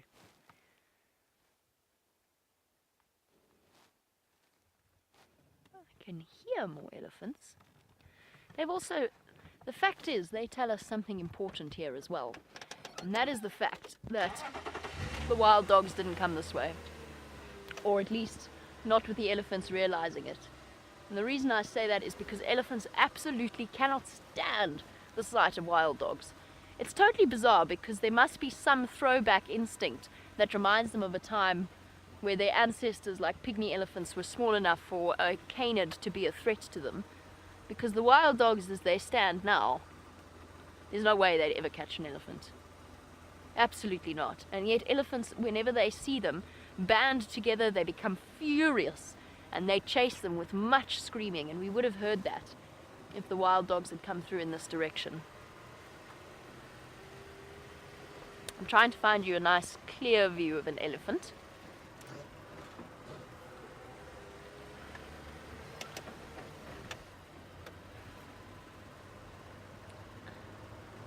And I think that for some of you, unless I've got my time zones wrong, it's also still World Elephant Day. Unless I'm very much confused, in which case, happy World Elephant Day. I'm glad that we could provide you with a view of one, albeit very hidden.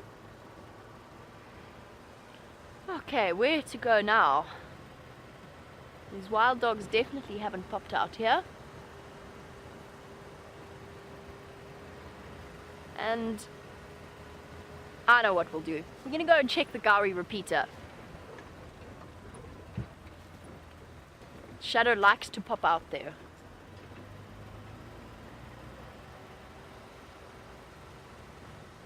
And welcome to Golden. It's lovely to have you on board. First time I've answered a question from you. Golden wants to know what would be a really exciting find, or a rare find, or a special find on these live safaris. I can tell you what would be unusual. Something like a pangolin. A pangolin is a scaly anteater. It looks like a walking, shuffling artichoke, actually, if I'm completely honest. An amazingly rare mammal. But there's so many wonderful things to see that I don't know that I could begin to tell you what would be truly special. Certain bird species that we don't necessarily see all the time, we always get very excited about. The nocturnal creatures. Brent and myself saw 2 civets last night, both of which were amazing sightings, and we hardly ever get to see them on the live safaris. A porcupine, a brown hyena. We know that the one brown hyena was seen once on these live safaris. The cousin of the spotted hyena has not been seen since. An aardwolf. We know that aardwolf, also a member of the hyena family, but much, much smaller, and that is not a scavenger, but rather an insect eater, an insectivore. Imagine seeing an aardwolf. Or one of our rare antelope species, a sable perhaps, something similar. There's too many special things to even begin to list. An aardvark for me, because I still haven't seen one in the wild, which is now bordering upon the ridiculous, considering how much time I have spent out here in the bush. I don't know why. I have some kind of aardvark curse on me. What else would be? Serval, caracal, a medium-sized cat. We have yet to see a caracal, but we have seen a few servals, which look like a miniature cheetah. But all of our animals are special. Impala can be utterly fascinating. We might see them all the time. Zebra can be totally fascinating. Even if just to give us a lovely demonstration of the way that their stripes work. when they're hiding behind trees. Oh, finally! Sorry, excuse me. That sneeze has been building for a very long time. Finally. Now, zebra always have very barrel-like bellies, but this particular zebra has a very barrel-like belly. In fact, so barrel-like that I would not be at all surprised if this was a pregnant zebra. Look how it's hanging down there. She looks like she's about to pop.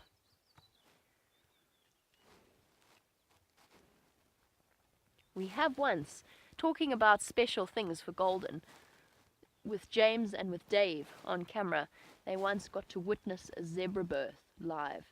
And moments like that are incredibly special.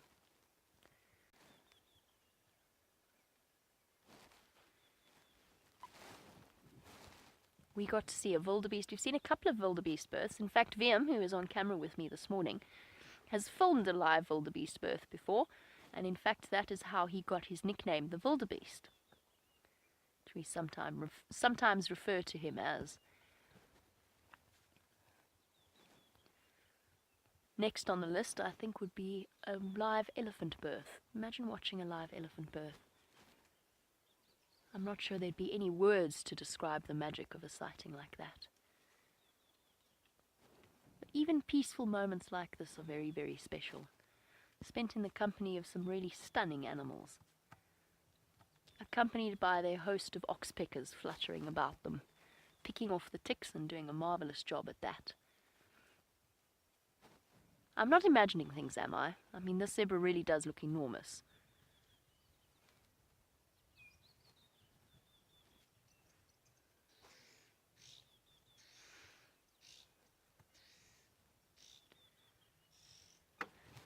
Go forward a little bit.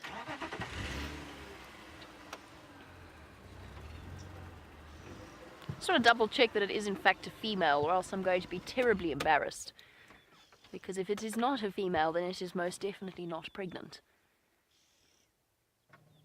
And so far I haven't seen any conclusive evidence, apart from the barrel belly. What have you seen, zebra? Why have you gone so still? Okay, relaxed again. They heard something. Something made them unsettled. And animals can be relied upon to have far more sensitive senses than our hearing or our smell. But the female's relaxed again. And it pays to pay attention to every little rustle in the bushes, because you never know when a lion might be trying to sneak up on them.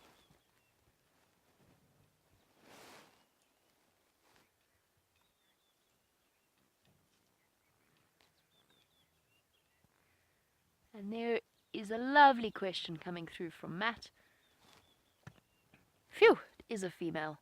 Thank goodness. I would have been most embarrassed if that had not been a female and just a very, very large, round-bellied male. The reason it's so difficult, just quickly, is the fact that the bellies of the zebra, their digestive system produces an enormous amount of gas as a byproduct of the whole process, the bacteria within them, which means that their stomachs always look swollen, which is why it's not always as easy as one thinks it might be. Unfortunately, our zebra are disappearing, but I'll answer Matt's question, which is, can zebra be domesticated? And it's a question that you get as a safari guide very, very frequently. And the answer is absolutely not. Domesticate or tame zebras, zebra that have been habituated to people, are horrible things.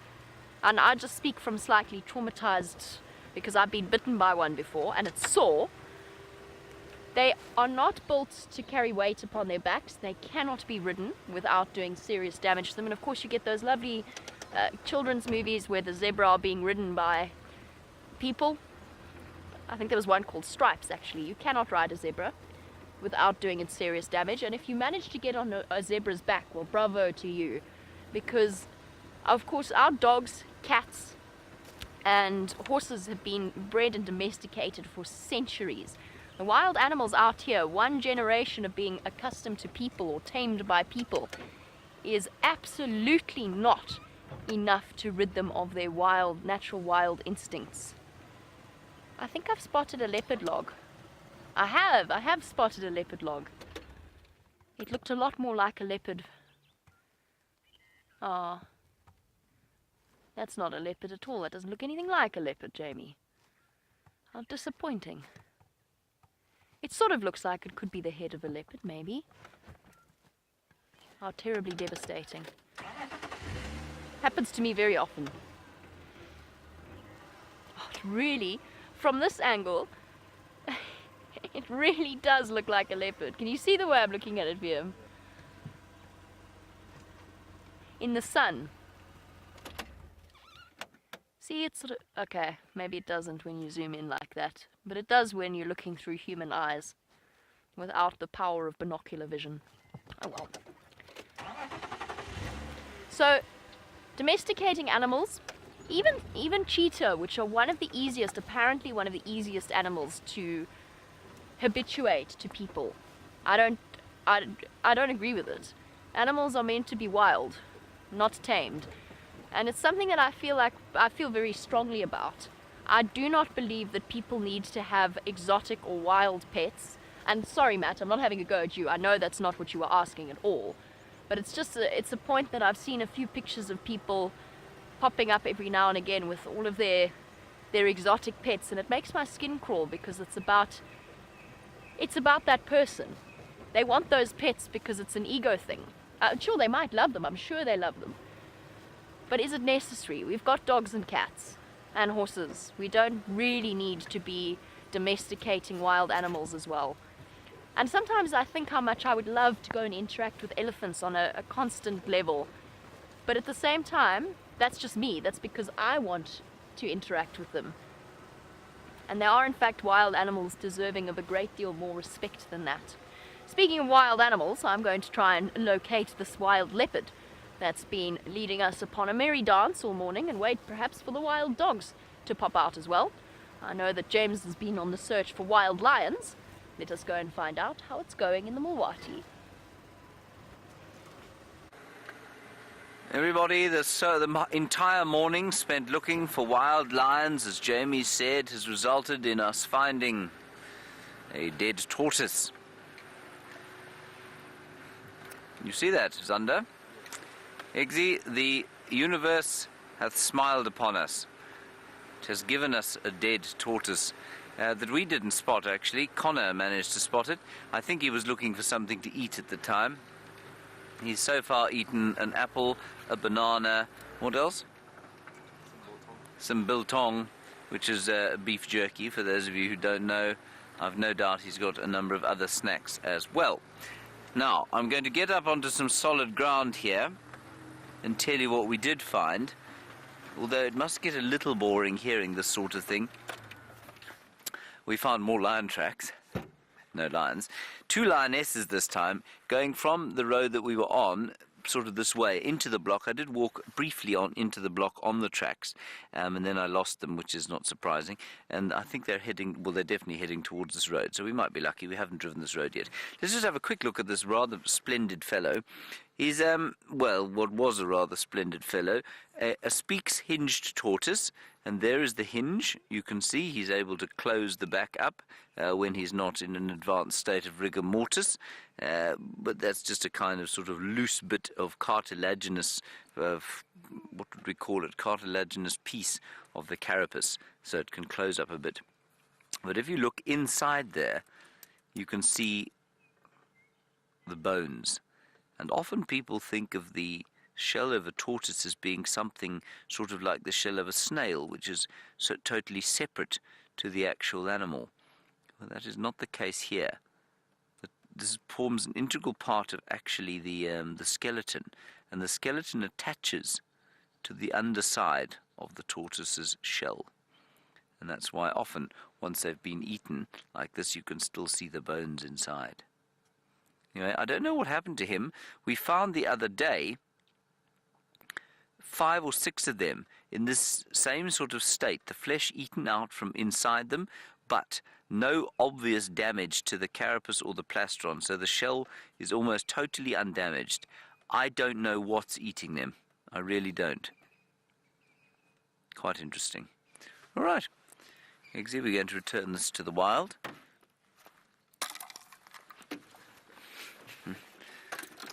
be picked up by the next Wild Earth guide to drive past here and go, oh, there's a dead tortoise over there. Let's have a look.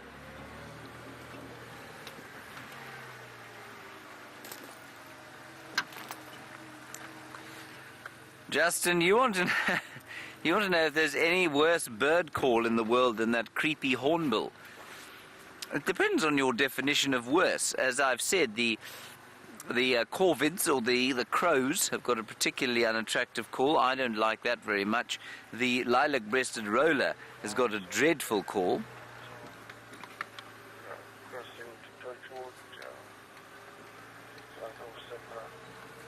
Now, there are more tracks of lions crossing into Torchwood. I don't think they're here anymore, everyone. Anyway, doesn't matter. We'll keep looking. It is creepy. I wouldn't describe it as my worst call, the trumpeter hornbill's call. I think very much my worst call would have to be something like a crow's call, or yeah, it would be the crow's call. That kind of wah, wah, wah, wah, wah, wah, which keeps you in mind of death and grey, dreary days. Whereas the trumpeter hornbill is kind of a... Trumpeter hornbill is a bit like a peacock's call, which is sort of... it's got a slightly eerie but tropical feel about it, I feel, which I think is a bit nicer.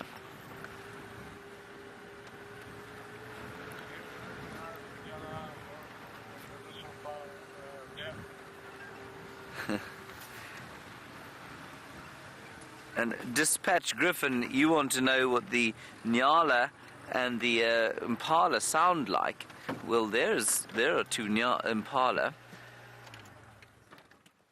They go like this. I don't have a recording, but I'll try and do an attempt of a Nyala alarm bark. They go.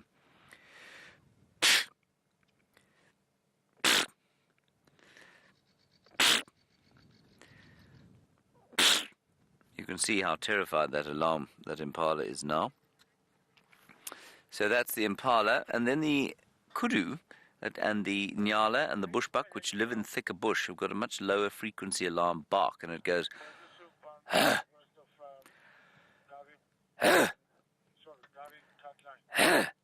it's much deeper than that, and that means that it can travel through the thick bush. It's the sort of lower the frequency, the more readily it will travel through the trees.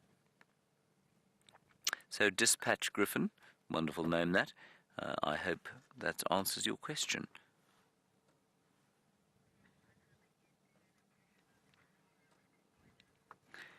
And Jamie apparently was also hoping I would do an impression of the Impala rutting noises.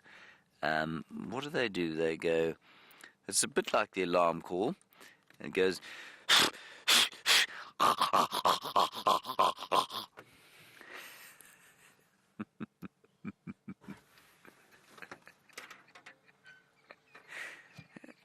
Yes, that's exactly the same. Eggsy, what a lovely picture you had there of the tree at the end. Well done.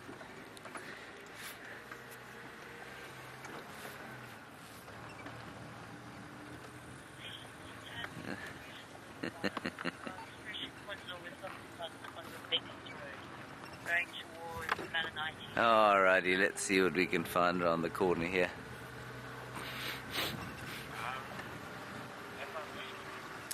It would seem to me that the lions have crossed out of this area.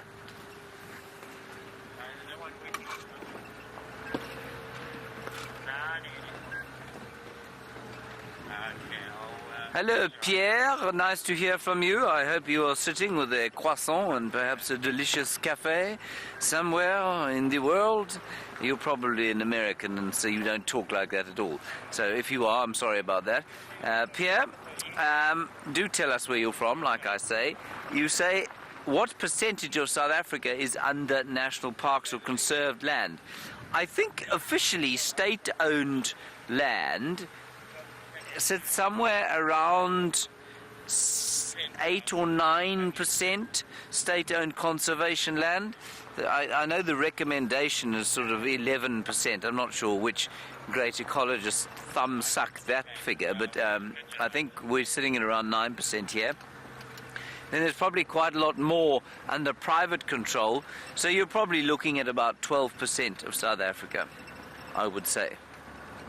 Not as big as you might expect in a country like this, which, has got quite a reputation for its conservation practices. But we do also have 52 million souls living in South Africa, and that number is becoming distressingly larger by the day.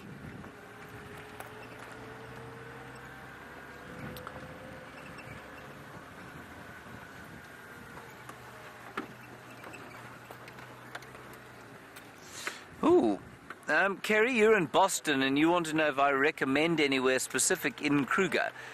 Kerry, like most things in life, this very much depends on how much moolah you have to spend on your holiday. If you are lucky enough to be paying in dollars, which you will be, at round about $13.50 to R1, well, your options are fairly wide. You can go sort of stay in a public camp in the Kruger for almost nothing if you're paying in dollars, or you can go to a private reserve like the one we're on. Jumas will probably not suit you because you have to take out the whole camp. If you're coming in a group, then Juma's brilliant because it's probably the best value bed in the Sabi sands.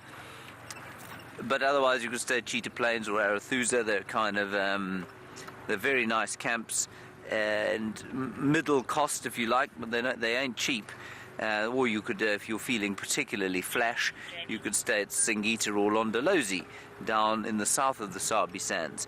But there are lots of different options that just really do depend on your budget. The private reserves of the Sabi sands, obviously nice because you can, especially if you have a short time, you've got a guide. They can drive off-road, which you're unable to do, of course, if you are in the Kruger Park, where you self-drive. But somebody I know the other day drove through the Kruger Park and saw, I think they saw leopard twice in the space of sort of 20 minutes. So you can see some amazing stuff. You can see those are impala over there, and because we haven't found anything else, we're going to look at them again. Go ahead, Pajamas. Jamie's calling on the radio.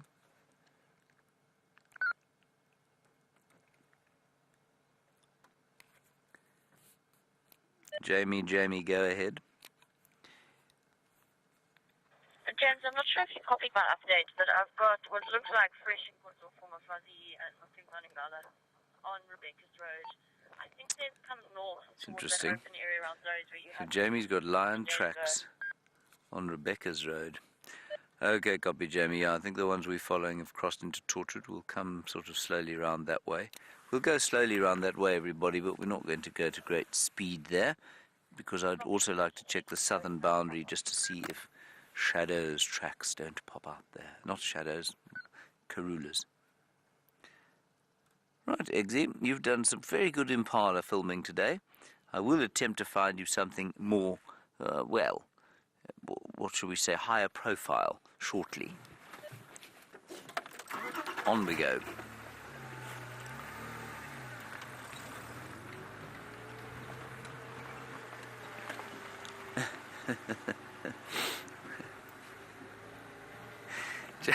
Justin, you say, other than my black-backed jackal call, which animal do I enjoy impersonating the most?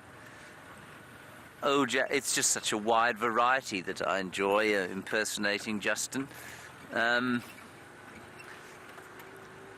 probably enjoy impersonating some of the rangers on the radio more than I enjoy doing the animals. Because some of their voices are quite spectacular. I've no doubt the same is done to me. The black-backed jackal, for those of you who wonder, go like this. Oh, there's a squirrel's nest here. I won't make the jackal call just yet, for it will frighten the squirrel, everyone. But it's in this tree, and the sun is going to be at an appalling angle. Hang on.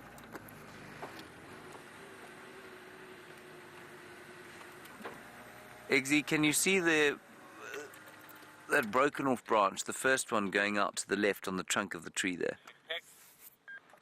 Down, down, there. There's a hole there, and obviously the squirrels are living in there. I just saw a squirrel run in there. There, watch, coming up at the top, There we go. Well spotted. And now going into the nest, perhaps. Ah, thank you, Mr. Squirrel, for sitting for us. Very nice. Top sighting of the day so far, Zander?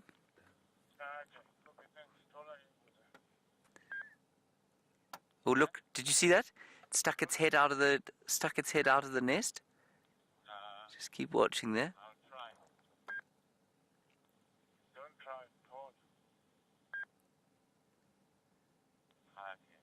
Just blinking in the morning sun. That's really sweet.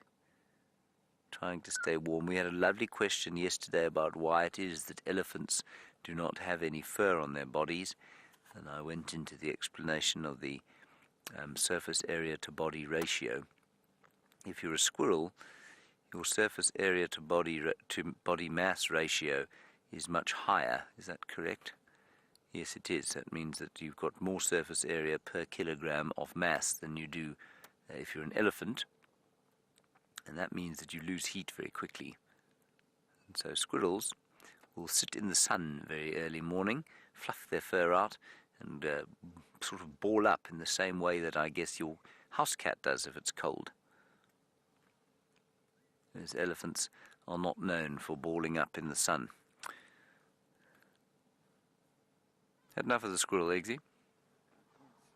You can't see it. Okay. I think the lens is giving a little bit of trouble. I will now give the jackal call before we go across to Jamie. Zander, this will be a very frightening experience for you, so I will just be aware, okay? Right, here we go.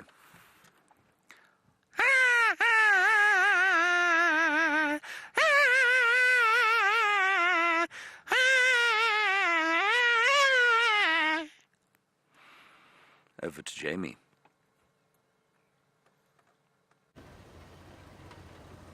That was seriously impressive. That was Jerry very kindly held the microphone of the radio to the screen so that I could hear James calling like a jackal, and I must say, spot on. Very, very impressed. Right, so to add to everybody's confusion this morning, because the animals seem to be playing games with us, I've just found fresh lion tracks close to where those male tracks were that walked over Shadow's tracks that distracted us from Shadow in the first place, etc., etc. And I'm trying to work out where they've gone. There's fresh female and cubs. Cubs on top of the female's tracks, so running behind as the Nkuhuma, or as all lion cubs do. And they've come in I think they've come in the direction, I should probably clarify, of the set of river systems or creek systems that run along close to quarantine clearings, and they've been spending a huge amount of time in here. This is where James had them on foot not too long ago when a female lion burst out of the bushes next to him chasing a warthog. Exciting things happen on bushwalk. And I don't know where they've gone from there. They must be hidden in this river system somewhere here. I'm just looping the area, making sure that they didn't pop out. This is where Steph and I started tracking them yesterday.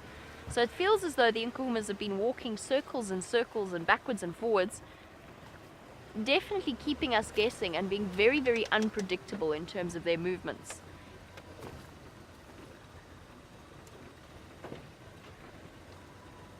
The night before last night, they walked all the way with the cubs to Arathusa and Simbambili, and then walked all the way back to where they started from, which is also truly puzzling.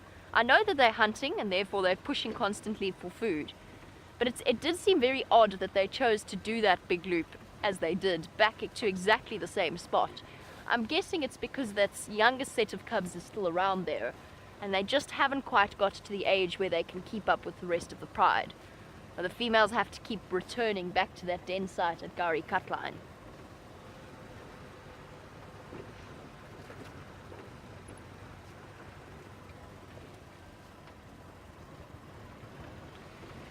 And I'm sorry, Tony. Oh, actually, I must tell you an amazing story about this, about hyenas before. But first, to answer Tony's question, no updates on our hyenas. I promise you, each and every single day, whenever I'm on a road close to a hyena den, I go and I check it, or I check for tracks just to see whether or not they haven't snuck back onto Djuma at some point. But it seems as though they are still on Manuletti, and I think they are going to stay there until the lions and the lionesses with their cubs in particular stop spending as much time as they have in the sort of core region of the hyenas' den sites and territories, because I think that's played a large part in the reason behind our disappearance of hyenas. What I was going to tell you was that Brent and myself went to some friends last night for dinner, and we had a braai, which is a barbecue, only better, it's a South African, and with some Venezuelan friends of ours. So an amazing meat-filled evening in terms of the dinner that we had. However, of course, the scent of the barbecue drifted across and attracted a friend to the party. And this hyena sort of circled us the whole time around the outside of their fence. And then we all went inside to say our farewells, and they'd shut the glass sliding door that closes off their lounge. And the next thing we look up, I promise you, the hyena had its nose against the glass.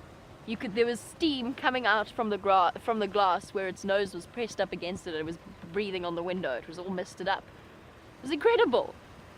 Also very, very cheeky, and a good lesson in why it's so important to keep one's doors closed at night. Because a hyena is a brave thing, and they're very smart, and they know that human beings mean food, and they will come into a house if they think they can get something out of it. And that is exceptionally dangerous for two reasons. One, they might find you fast asleep, which you definitely don't want. Told you today's the day of the impala. And two, you might come out and find that you've trapped them in your kitchen or something similar. And a trapped animal, hyena, are no threat to human beings if you are sensible. Nope. Also perfectly relaxed, so the lions might have walked through here.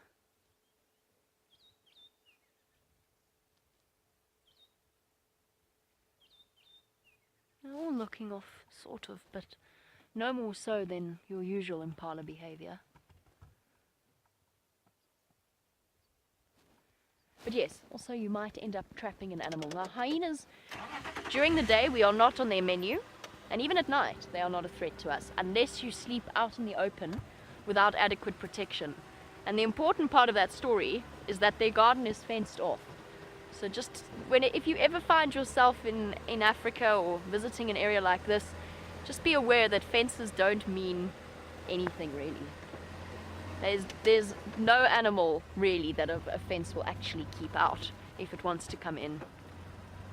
But that was funny. It was very funny. This hyena's face pressed up against the glass as if to say, I can't believe I didn't get an invitation to this dinner.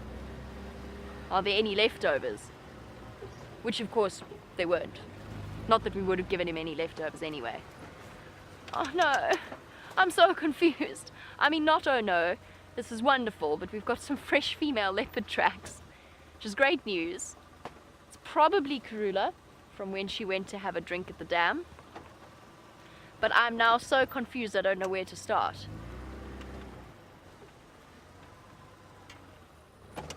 I say fresh-ish, from last night. Jump out and show you what we're looking at. We started with the male lion tracks. Now you get an idea to compare female leopard tracks to those. So Karula, we got an update from our viewers that they'd heard leopard calling around, I think it was about 3 o'clock last night. Where's a good... Right by my feet. Is this a good example? Yes, this is probably the best example. So this is our female leopard track. Essentially the same structure as that male lion, with the back pads with the 3 lobes. Requires slightly more delicate work. So the 3 lobes are here, which tells us it's a cat. And then the 4 toes. Hyenas and dogs only have 2 lobes at the back. She's going this way. She walked up along past quarantine. Is it Karula? Is it Shadow? It's probably not Shadow, just because of the area. Did we see Karula last night? It was dark. I don't think we did. The tracks came in from Arathusa. Much confusion. And now the go-away bird, I think, is calling at me. Yes, it's calling at me. Whee! Okay. Well, let's try and follow these then. It's a nice place to start. And the other animals have been giving us the runaround. Let's see where these go. I'm attached to my door handle. And what these tracks tell me almost immediately is that some point last night, while we were fast asleep, Karula walked right past our house, judging from the distance.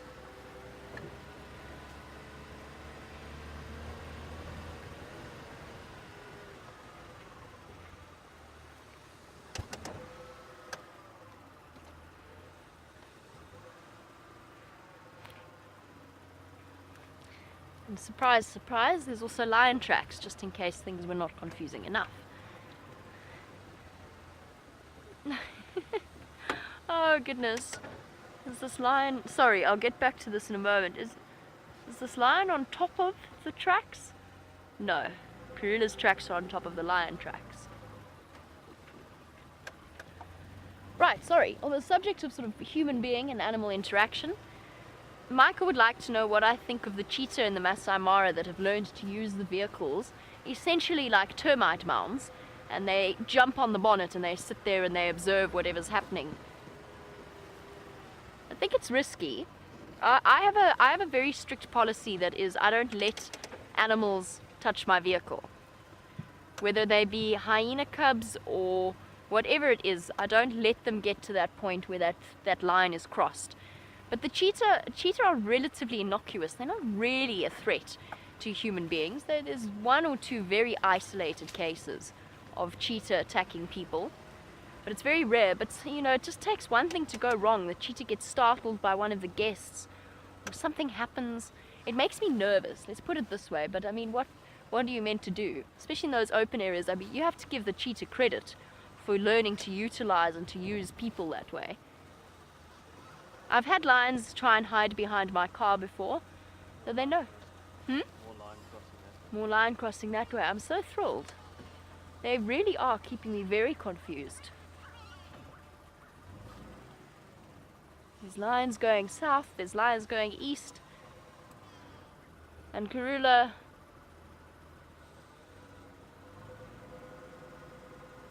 Oh, I'm so confused. The cats today are not picking one direction, not that Karula ever does, but the lions have now really keeping us guessing. Why have they come this way?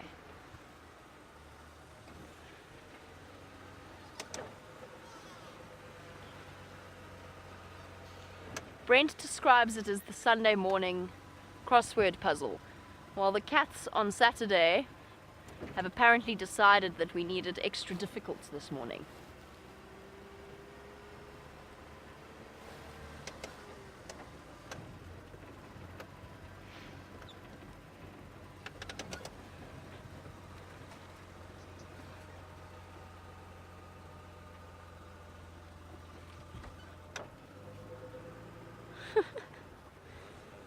Yep. Two of them. It's like a male. Maybe we've got a mating pair somewhere. Ah, the mysteries of the bush. It's half the fun, is trying to figure out exactly what's going on.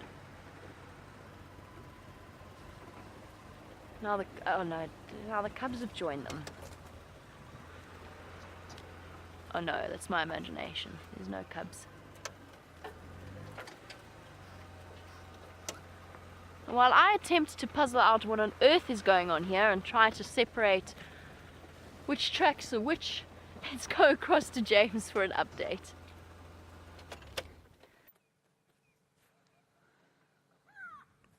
Oh my God. Ah! Ah!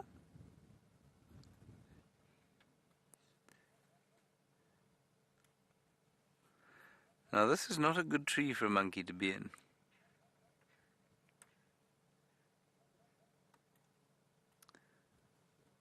Because they can't go anywhere from it except down the trunk, which means that they will have to jump if they want to escape something that comes to get them.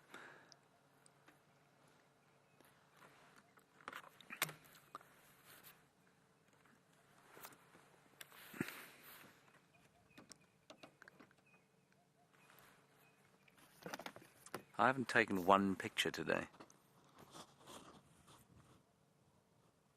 That's not good, Connor. James Henry Media Works doesn't take one picture. Maybe I'll get a nice monkey shot. Monkey, monkey, monkey business. We live? Oh, goodness gracious. How did we know that? I didn't know we were live. Thank goodness I didn't say anything bad. How long have we been live? Those are monkeys, everybody.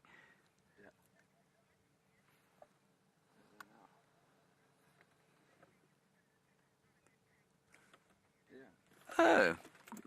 Well, that's good. Oh, I see. Okay, I was telling Connor that this wasn't a good tree for monkeys to be in. I have no idea why I didn't know we were live. I do apologise, everyone. It's not a good tree for monkeys to be in, because you can see that they can't jump from this tree to another tree. Now, monkeys, if we drive towards them, they will probably be relatively relaxed. But if we were to approach this tree on foot, what you'd find is that they would panic. They'd probably jump out of it, and if you tried to climb the tree, then they really would get a fright. It's quite interesting because a lot of people think that a monkey or a baboon feels completely safe in a tree. They don't. They realize that they're cornered. And they are not sure, as far as human beings go, how good we are at climbing trees. Because we look like we should be able to climb trees, but obviously we're fairly incompetent when compared with something like a monkey. Now, let's see how close we can get. Oh, this is wonderful. I think we're going to get a really nice sighting of these things here. So it's a particularly good tree for viewing monkeys in, because they're not often able to go anywhere. And they're sitting in here, obviously trying to eat the jackalberries. No idea how I missed that we were live. Eggsy knew. We're on the same radio system.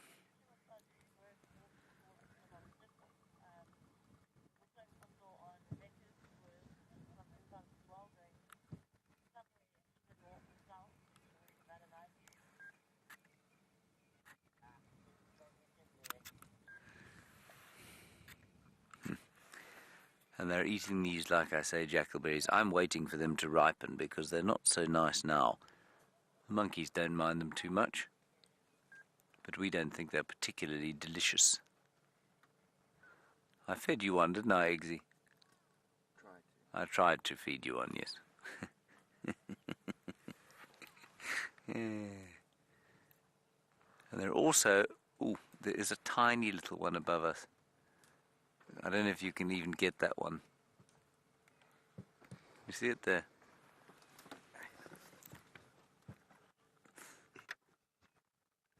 It's right above us, everyone. I don't think that Eggsy is going to be able to get to it. I will try and take a picture with my camera. But because no, never mind, Eggsy. Let's find an easier one. There's one there. Oh, there's a nice little one there.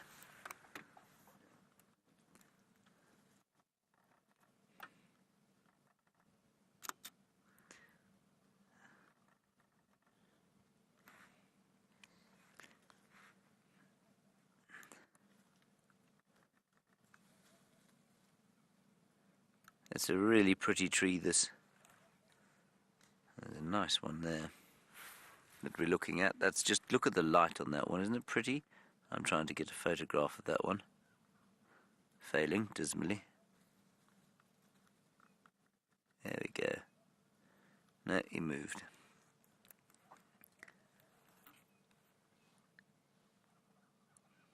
Beautiful. Golden light in the jackalberry tree.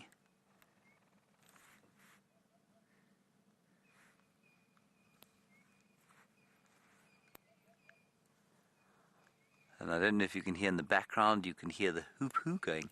Hoop hoop hoop. Hoop hoop hoop. Hoop hoop hoop. Hoop hoop hoop. Hoop hoop.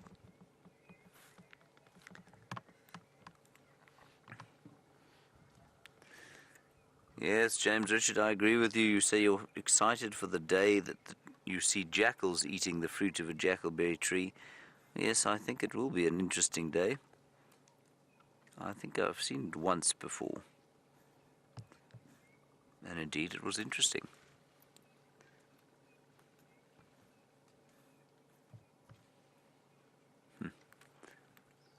Stunning tree. Hello, Harry. You're talking about the tree and you say it looks pretty wide. Do I have any idea how old it is? They're pretty slow growing. I would put it, I'm going to say it's probably about 100 or so. But if you look at the trunk,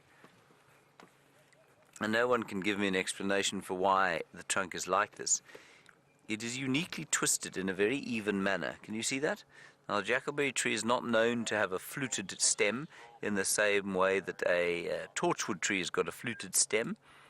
But look how perfectly and symmetrically it's twisted. And I'm fascinated by how that happened. It's growing on what is essentially it's a dam wall. It is on the banks of this river, but a lot of the soil that it's growing in, it was placed here when they had a dam, basically underneath it there. And so I wonder if that hasn't sort of affected the way it's grown. Look, monkey, I want to get a picture of you. Gosh, you've got to be quick with monkeys. I've got to tell you to take a picture. Otherwise it's a disaster.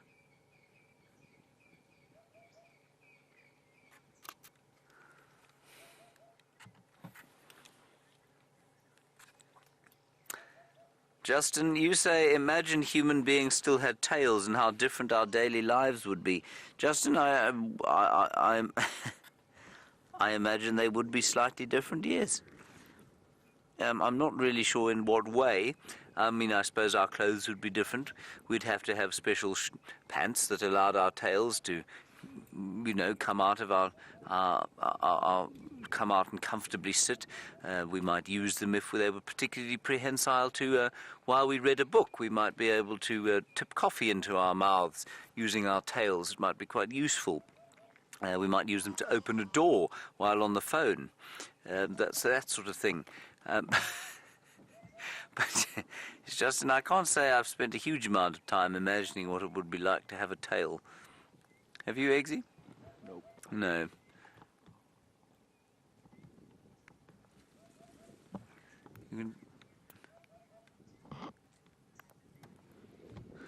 Now apparently Jamie and VM have talked about this often and decided that they would love to have tails. I think that's quite odd myself, but, we don't live in a camp of normality. Now, I've just seen a fruit that's been dropped by one of these things, but I don't want to freak them out. Let's just watch carefully. They will come back. If they do panic completely because I get out of the car, they will come back here. Let's just watch their reaction as I move out the car. I don't think they'll come out of the tree because they've got used to us now. But they will definitely react to me. They will watch me quite carefully now. And they might start making the odd crackling alarm call, going...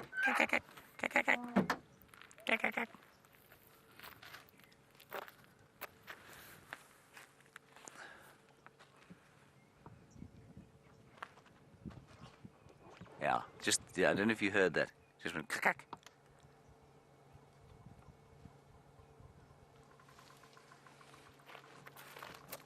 They're starting to ripen now, and that's what they look like when they're ripe.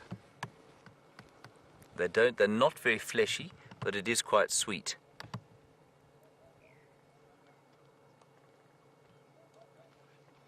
There you are, Connor. Must I eat it? Yes, you must eat it. It's a pip. It's a pip. Is it a delicious pip? It's quite I've had sweet. better. You've had better pips. No, they're obviously not very ripe then.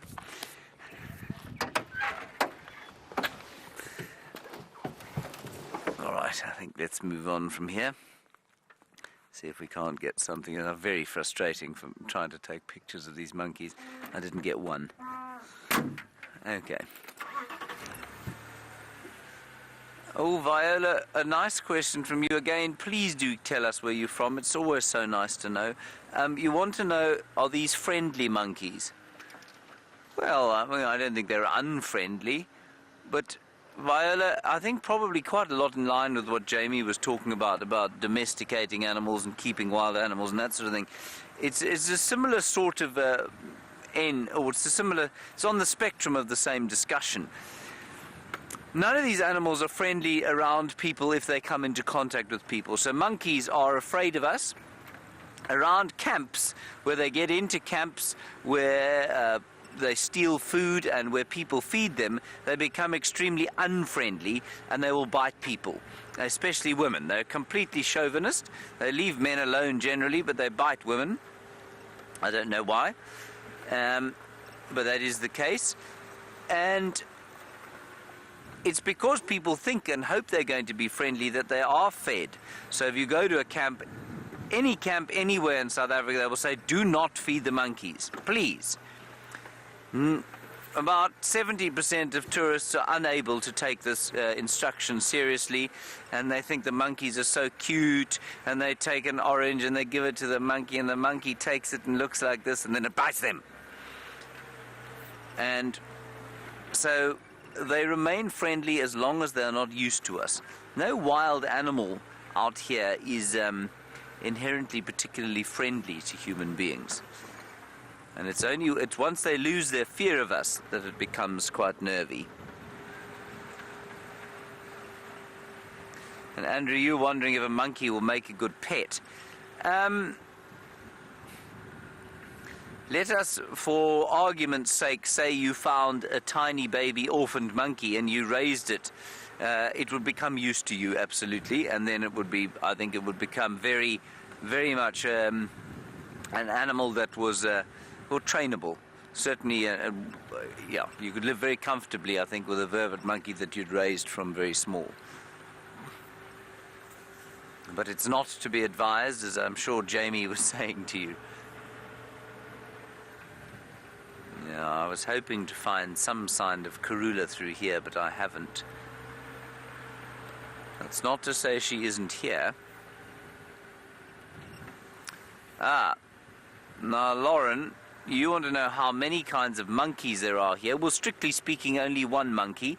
I suppose you might consider the Chacma baboon a kind of a monkey, so that would be 2. You might consider some of the people we work with monkeys, so that would be 3 species of monkey. But no, only the one, and that is the vervet monkey. The only other monkey we get in South Africa is a Simango monkey, which looks very similar and lives in the forests, up on the Drakensberg and down into Natal. But anywhere where there's a proper forest versus a woodland like this, you will find the Simango monkey. And you want to know if any of the predators like to eat them? Absolutely they do. Monkeys are highly prized by leopard. They will like to eat them. They're just quite difficult to catch because they're very wily. They live in a group. They warn each other if there's a predator coming along. But yes, leopards love to eat them. Lions will eat them if they can catch them, but they're not normally maneuverable enough to catch monkeys. Eagles also, crowned eagles enjoy eating monkeys. That's basically the mainstay of their diet in many areas. Just looking up there, I saw a very large bird.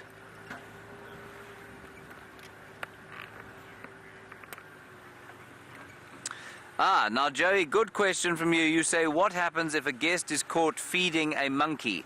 Normally what's done is that at dawn you take them out and you tie them to a post in the middle of the staff village and then flog them. That's normally what we do to guests who feed monkeys. Sometimes we leave them out in the bush on their own for a while to contemplate the consequences of their actions. Sometimes we deny them food. It just depends on the actual case, Joey. Obviously that's all completely facetious. What we do, I mean, you can't do anything. You just have to beg and plead and say, oh, thank you so much for coming, but please don't feed the monkeys. You have to do that if somebody's paying in excess of 10,000 Rand a night for the pleasure of your company. But it is, sometimes you have to try and be firm, but polite at the same time, and it's not always very easy to be polite when you've said to somebody, please don't feed the monkeys because we'll have to shoot them. That normally does it. If people say, well, why can't we feed them? They're so cute.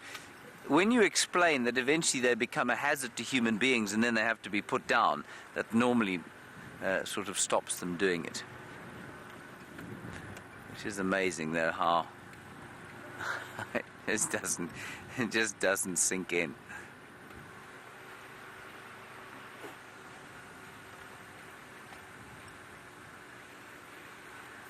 Jamie reckons that the best part of having a tail would be being able to tell people's moods. Well, I suppose if we wag them in the same way that the dogs wag tails, then that could be the case. I think I would probably still look to people's faces to get their mood. Let's go across to Jamie and find out if she's grown a tail since we last saw her. No tail just yet, and I have to tell you, I'm a little bit disappointed that I'm lacking a tail. The more we talk about it, oh, how very interesting. Seems as though James and I have had some very similar thoughts. Hold on one moment, the tail conversation I imagine will continue. There's a termite mound there. I'm actually quite impressed. I was overwhelmed by the sight of your beauty that I became disoriented briefly, yes. It wasn't the enjoyment of the monkey tail conversation. No, I was a bit shocked by that. Ah, yeah, okay. I found it shocking to think that you and VM want to have tails. I think it'd be amazing if it was normal. Imagine all the things you carry your tea. Well, that I did agree with, and I did pick that up with you. Good. Right. Any sign of anything? Yes, all the signs of everything. Yes. Where they went, Totally went, different story. No, I have had the same problem. A lion crossed out at Shimon Road. Okay. Karula, I think, has crossed out as well. Shadow is vanished into thin air. Right. And the wild dogs may never have existed. Right. Good. Okay. So hugely successful. I'm going to leave you to your terrifying, graceful dismount. Yes, thank you. My leg is getting very sore. On the brake. Depressing the brake. Okay, well let us hurry on and allow you to go backwards. Please don't go backwards into me. Bye.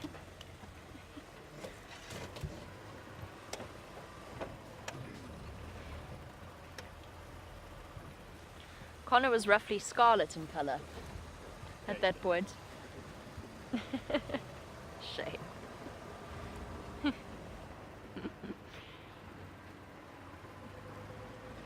Right.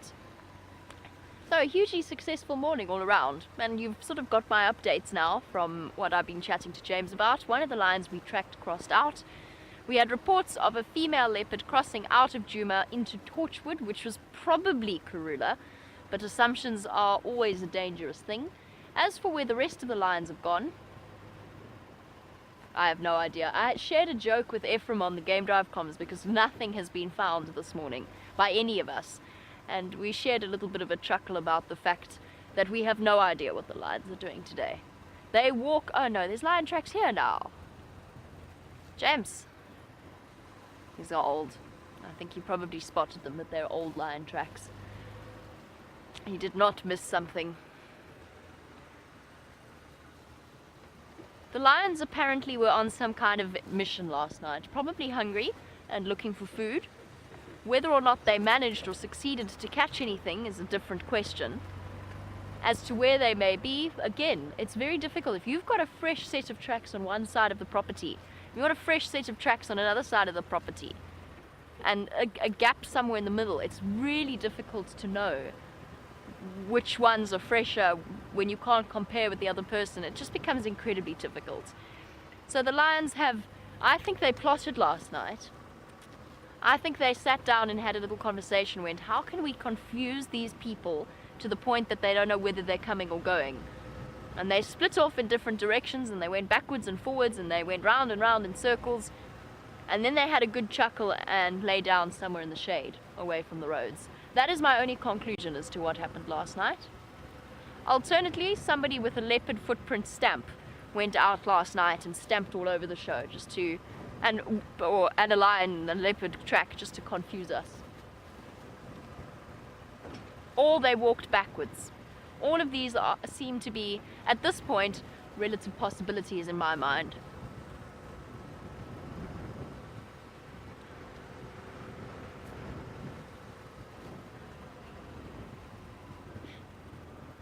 And on the subject of a very, very quiet morning, Nacho would like to know if we usually see more animals in the morning or in the evening. I think it roughly equals out, Nacho.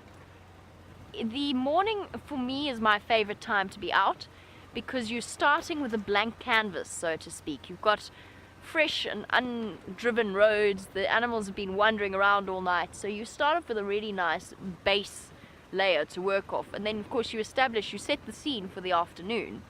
So I don't necessarily think we see more in the mornings or in the afternoons. Animals are more active early in the morning and they're more active late when the sun is starting to go down. So those are your best times to look for animals, but I don't think there's a particular... We just have personal preferences. I prefer the mornings in terms of coming out. There's something about that excitement, the mystery of what happened last night, even if, like today, we never solve it. Although never say never, the morning isn't over yet. But even if we never actually figure out exactly what happened, that mystery and the excitement is something that I find incredibly enjoyable. And the afternoons come with their own completely different atmosphere and feeling to them. I think though generally guides actually prefer to be out in the morning. And it's lovely.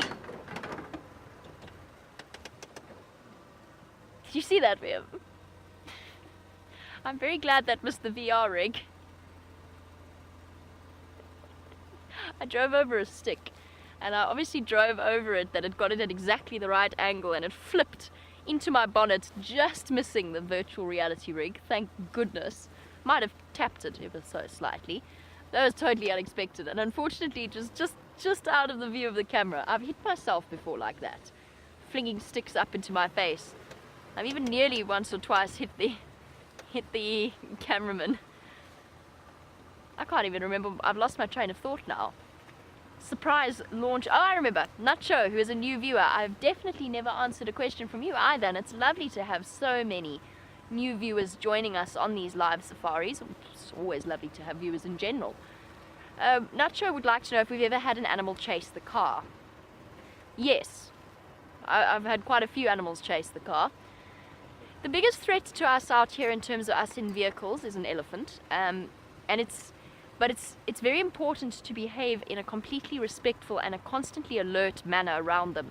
No matter how relaxed they are, we're constantly busy reading their body language because there are several tons of animal and this is their home, which is one of my favorite things to say. It's difficult driving away from an elephant. I try and do it. There's a point at which you can't, because you could provoke them to chase you, and it's very, very dependent upon the circumstances. So generally we try and stand our ground, but if we're in a dangerous situation, if there's a threat to us or a threat to the elephant, then we immediately move off. And almost invariably that elephant has given you signs that it wants you to go away. And if you can, you should listen to those as soon as possible. If an elephant tells you to go away, you don't try and follow them. You leave them. Come back the next day, perhaps they'll be in a better mood. You don't know what's happening in that animal's life. I've been charged by lions in the vehicle before, not here. I've never been charged by a lion here.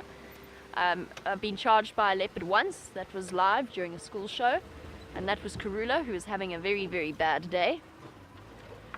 And she just decided she was thoroughly upset with our presence. And then you leave that animal.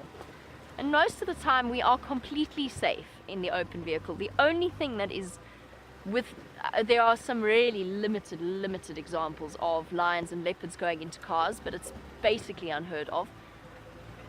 Oh, and I've been chased, not here, but I have been chased by a black rhinoceros before.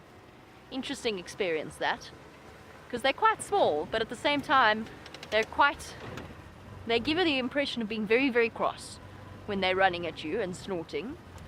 Definitely one of my favorite animals, just by the way.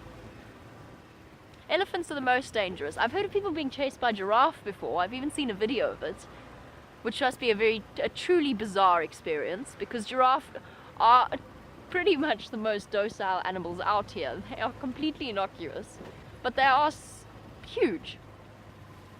And then we did have, Nacho, one very interesting incident. Interesting is perhaps not the correct description. Hair-raising might be a better way of phrasing that, where we 2 weeks ago, was it 2 weeks ago or 3, I can't remember now, We were on our live safari, and the lions came racing out and they caught a buffalo in front of us. And the position that we were in, I thought they were going over the other side of the drainage line, but they didn't. They actually came out into a sort of an island. And the next thing I knew, there was a buffalo running at us with a lion on its back, and lions on either side of me, and I had to get out of there very, very quickly. So that was relatively hair-raising, as things go. But he wasn't running, he was running in desperation. He wasn't attacking us. That's very important to clarify. He wasn't attacking us. He was scared, he was being hunted, he knew that there was a good chance, and he was killed in the end of all of that. And he was desperately looking for somewhere to hide behind. And in his desperation, he ran to the car. I've had hyenas try and hide underneath my car before. Lions playing peekaboo around my car. We have some interesting times out here, but it's very, very important to remember that if an animal's chasing you, it's doing that for a reason, and it's time for you to go away. Often at high speed, sometimes at high speed.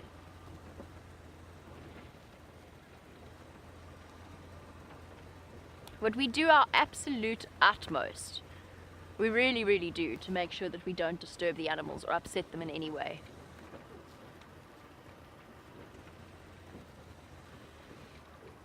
That, of course, is if there are animals here. There have to be animals here. I don't know where they've gone. I think we'll just have to... Well, the day's not over, but if we don't find anything before the end of the sunrise safari, well, as Dispatch said, somewhat preemptively, a couple of weeks ago, it might just be the calm before the storm. Today's Saturday, right? Yes. So it's in theory Saturday Cataday. The cats have been avoiding us on the Saturday Cataday, which is exactly what they did before the lion hunt. So perhaps Dispatch, if you could send us a message to say this is the calm before the storm, perhaps it will bode well. Oh. There were some duiker there. There is a duiker there. Just the way we started off our sunrise safari.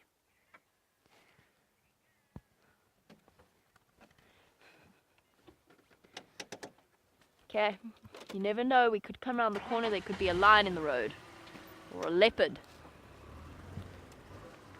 or an impala.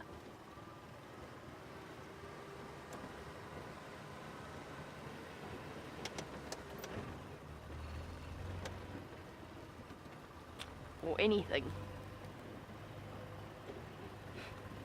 This also makes the live safaris fun, because you can't have an amazing day or amazing drive every drive. First of all, we'd get spoiled. Second of all, it takes the fun out of working for it. And third, it makes those special moments even more special. Live lion hunts, lion fights, leopards around. And I know that is a sentiment that Mr. Henry shares with me.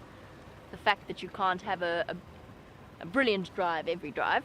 And speaking of Mr. Henry, let us jump on the back of Wendy with Connor and with Xander.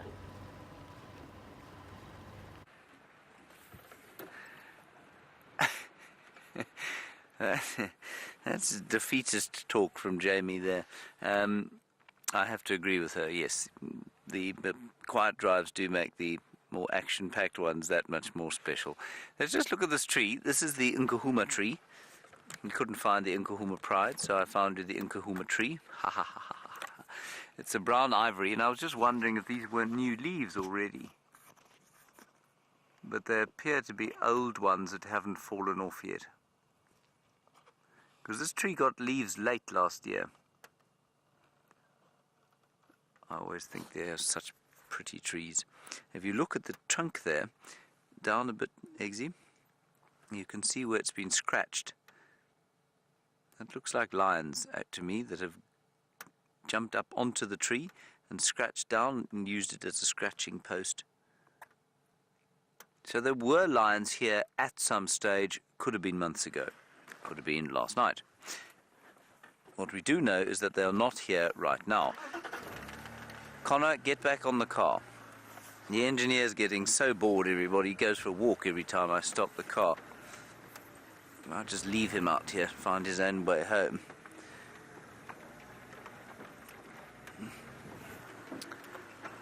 Hello, Fiona. You're in Surrey. Nice to hear from you. I hope you're having a lovely Surrey summer's day. Surrey in summer is delightful when it isn't raining for the 3 days of the year that the clouds don't deluge on you.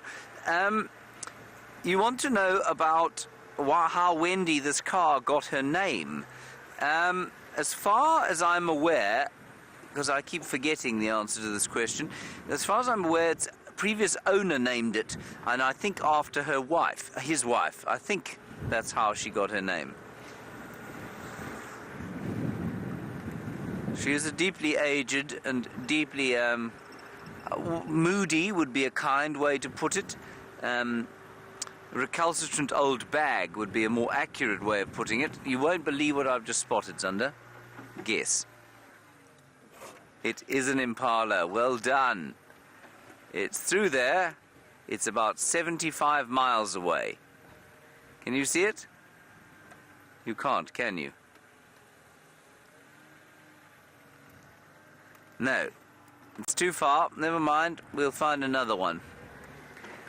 Well, probably not this morning, but we might find another one at some stage.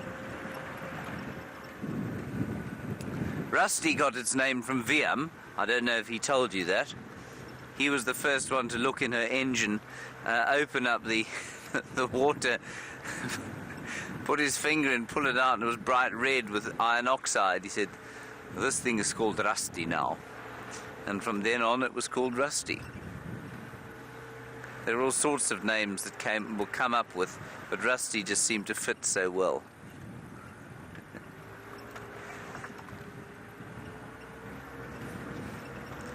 There's the bird of prey, or a hornbill, one of the two.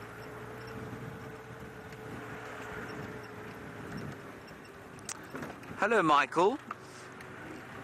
A good question from you. You're 13 years old, a budding young ornithologist, and you say, do we get fish eagles here? We most certainly do. The African fish eagle is found in the Sabi sand. You say you know it's found in the Kruger. Well, we are actually part of the Kruger, and so yes, you can find them here. We don't have a huge amount of water, but the last ones we saw were at the Arathusa Dam, and there were many there. There's a grey hornbill over there that I'm trying to get a view of. Normally make this much effort to get a view of a grey hornbill, but for the fact that, well, not a great deal else to look at. That's it, Eggsy. Well done. Is that the end of the lens? Good grief. There he is. See how beautifully coloured he is for this vegetation? You wouldn't even notice him if you drove past here looking for leopards. Well done, Eggsy.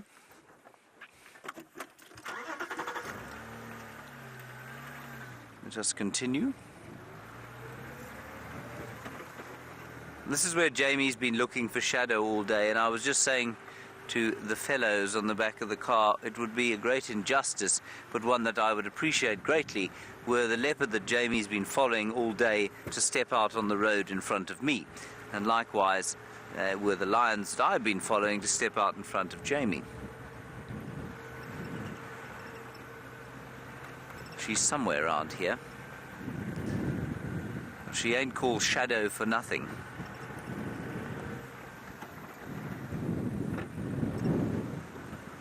Yes. Also, I'm slightly amazed by the lack of elephants today. Now, a question all the way from the Channel Island of Jersey. Nice to hear from you, thank you. I think it's Soraya and Dr. Rob, is that correct?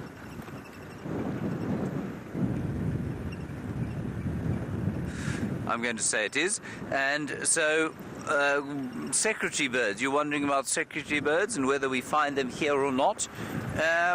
We do find them. Chances of a sighting today, very small, because we normally find them on very open areas like the airstrip at Arathusa. That's where we'd normally find a secretary bird. Areas like this are not great. Woodland areas for two reasons. First of all, they like to hunt in the long grass. They hunt snakes largely, and when they find them, they stomp on them. And secondly, a secretary bird is heavy, and I've watched them try and fly and get off the ground quickly. And they either have to have quite a long runway to run on, or they need to take off into the wind because they're quite heavy.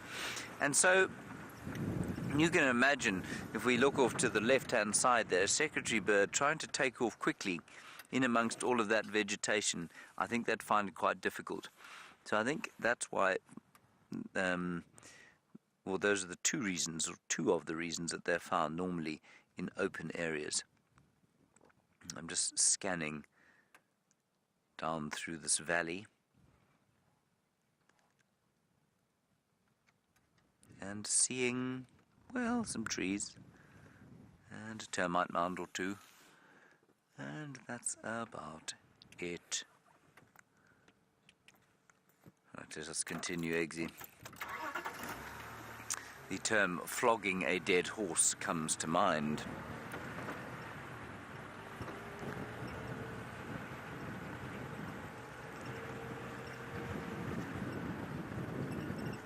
It is amazing how open it is here. Now that and there are the tracks that Jamie was following, the lion tracks. Where they've gone, well, we just cannot say. Quite looking forward to having Herbert back to help us on Tuesday.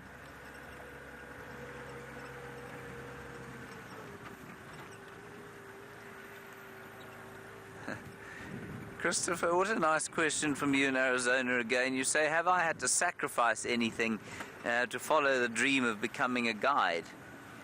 I guess it depends very much on your perspective. You ain't going to become rich doing what I do, but that's fine.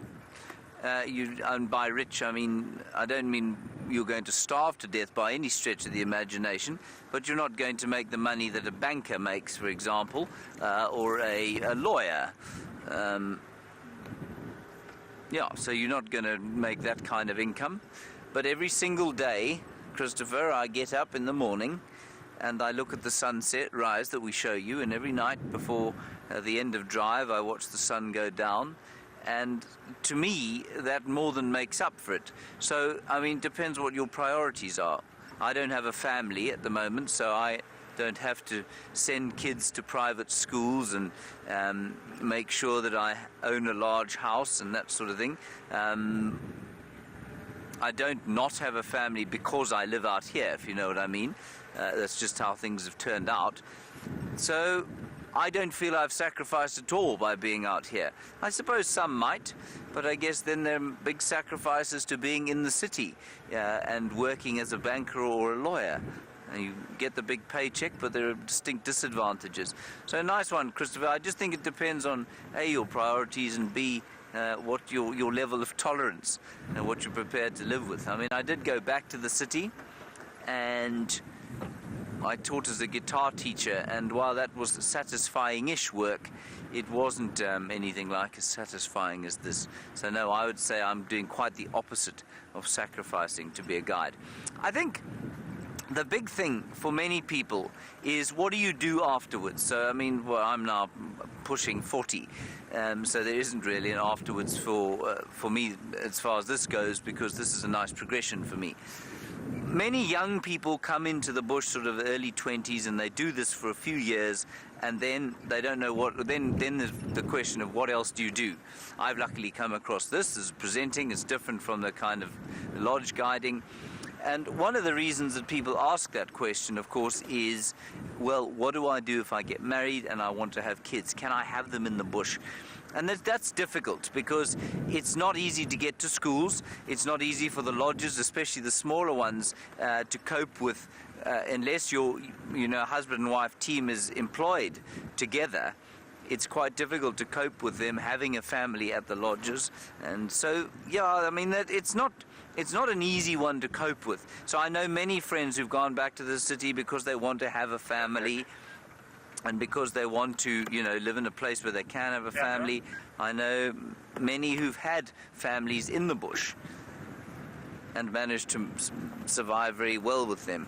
So it just depends on your sort of unique situation, I guess. I hope that kind of answers your question. Right, I can smell Amanda's bacon on the skillet as we speak. Smells very delicious. But before I'm able to put that into my beak, I must say two things. The first thing is goodbye to all of you, and thank you especially for your conversation today. The 3 hours has flown past, and that's because not because I've managed to find anything of great worth, but because all of you said or gave us some great questions and comments. So thank you to all of you for taking the time to watch. The second thing I need to say before I say goodbye is a very happy birthday to Mrs. Wallington, who is turning, I think it's 22 today. Mrs. Emily Wallington, wife of Graham, the creator. And so happy birthday, Emily. We'll hand you back to Jamie for the last few minutes and see you this afternoon. Bye-bye.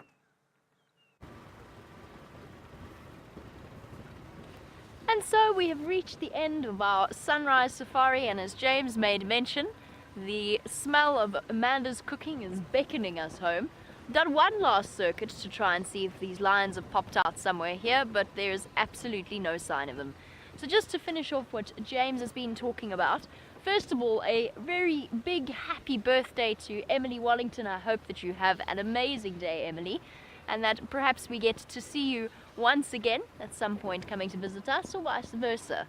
Hope it's been a magical day spent in Johannesburg. And then we get to Christopher's question, just before we get to the end of the sunrise safari, which is a very good one, and it is, do you sacrifice anything in order to follow your dreams, to come out here and work as a safari guide? And the answer, I think James has summed up my feelings pretty well as well. There's certain, yes, you sacrifice certain things, and certainly, don't get me wrong, the benefits by far outweigh the negatives and the sacrifice that you make. I think seeing your family, I mean, I'm a lot older than my brother, and I've spent a lot of time being nomadic, which means I've missed quite a few stages of his growing up. He went from when I left home to now. He's sort of gone from a teenager, early stage teenager, to an adult, and it's quite a scary transition that I'm sad that I missed out on seeing.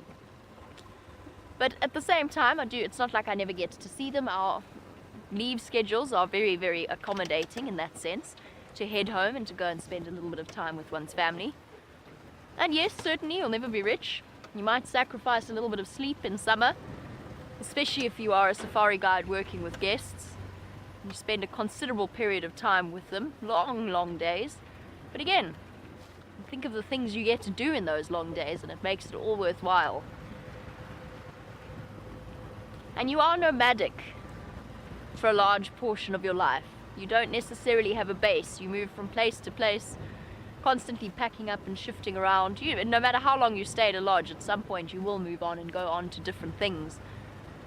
So settling down and having a home is something that you've got to be content to live without for a while. And whilst you might not have a home, you kind of have a ready-made family in the form of the team that you work with. You inevitably become incredibly close because you work together, you see each other every day, socialize, live together. And that to me is one of the special things about the bush. I think I've learned more about people working out here than I did in the entire rest of my life combined. Gives you a fantastic opportunity to meet and associate with people that you might not otherwise in normal social situations.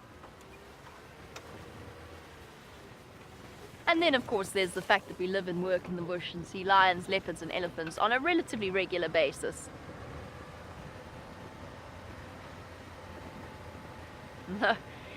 Ali, I've had some upset guests that feel as though they've been shortchanged by us not finding an animal, but at the same time, you've got to explain it properly, and it's very, very seldom that people are not understanding about the fact that it's not a zoo.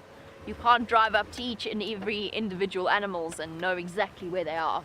So a lovely question from Ali. No, I've never had a really angry guest. I've sometimes had some sad faces, disappointed faces, but not necessarily angry. And so we come to the end of a lovely but somewhat quiet morning. The cat's drawing rings around us. Hopefully we'll follow up on them this afternoon for the sunset safari. So a big thank you to Viam for his wonderful camera work as always, as well as to Kirsty and to Jerry in final control. Jerry doing a marvelous job of directing.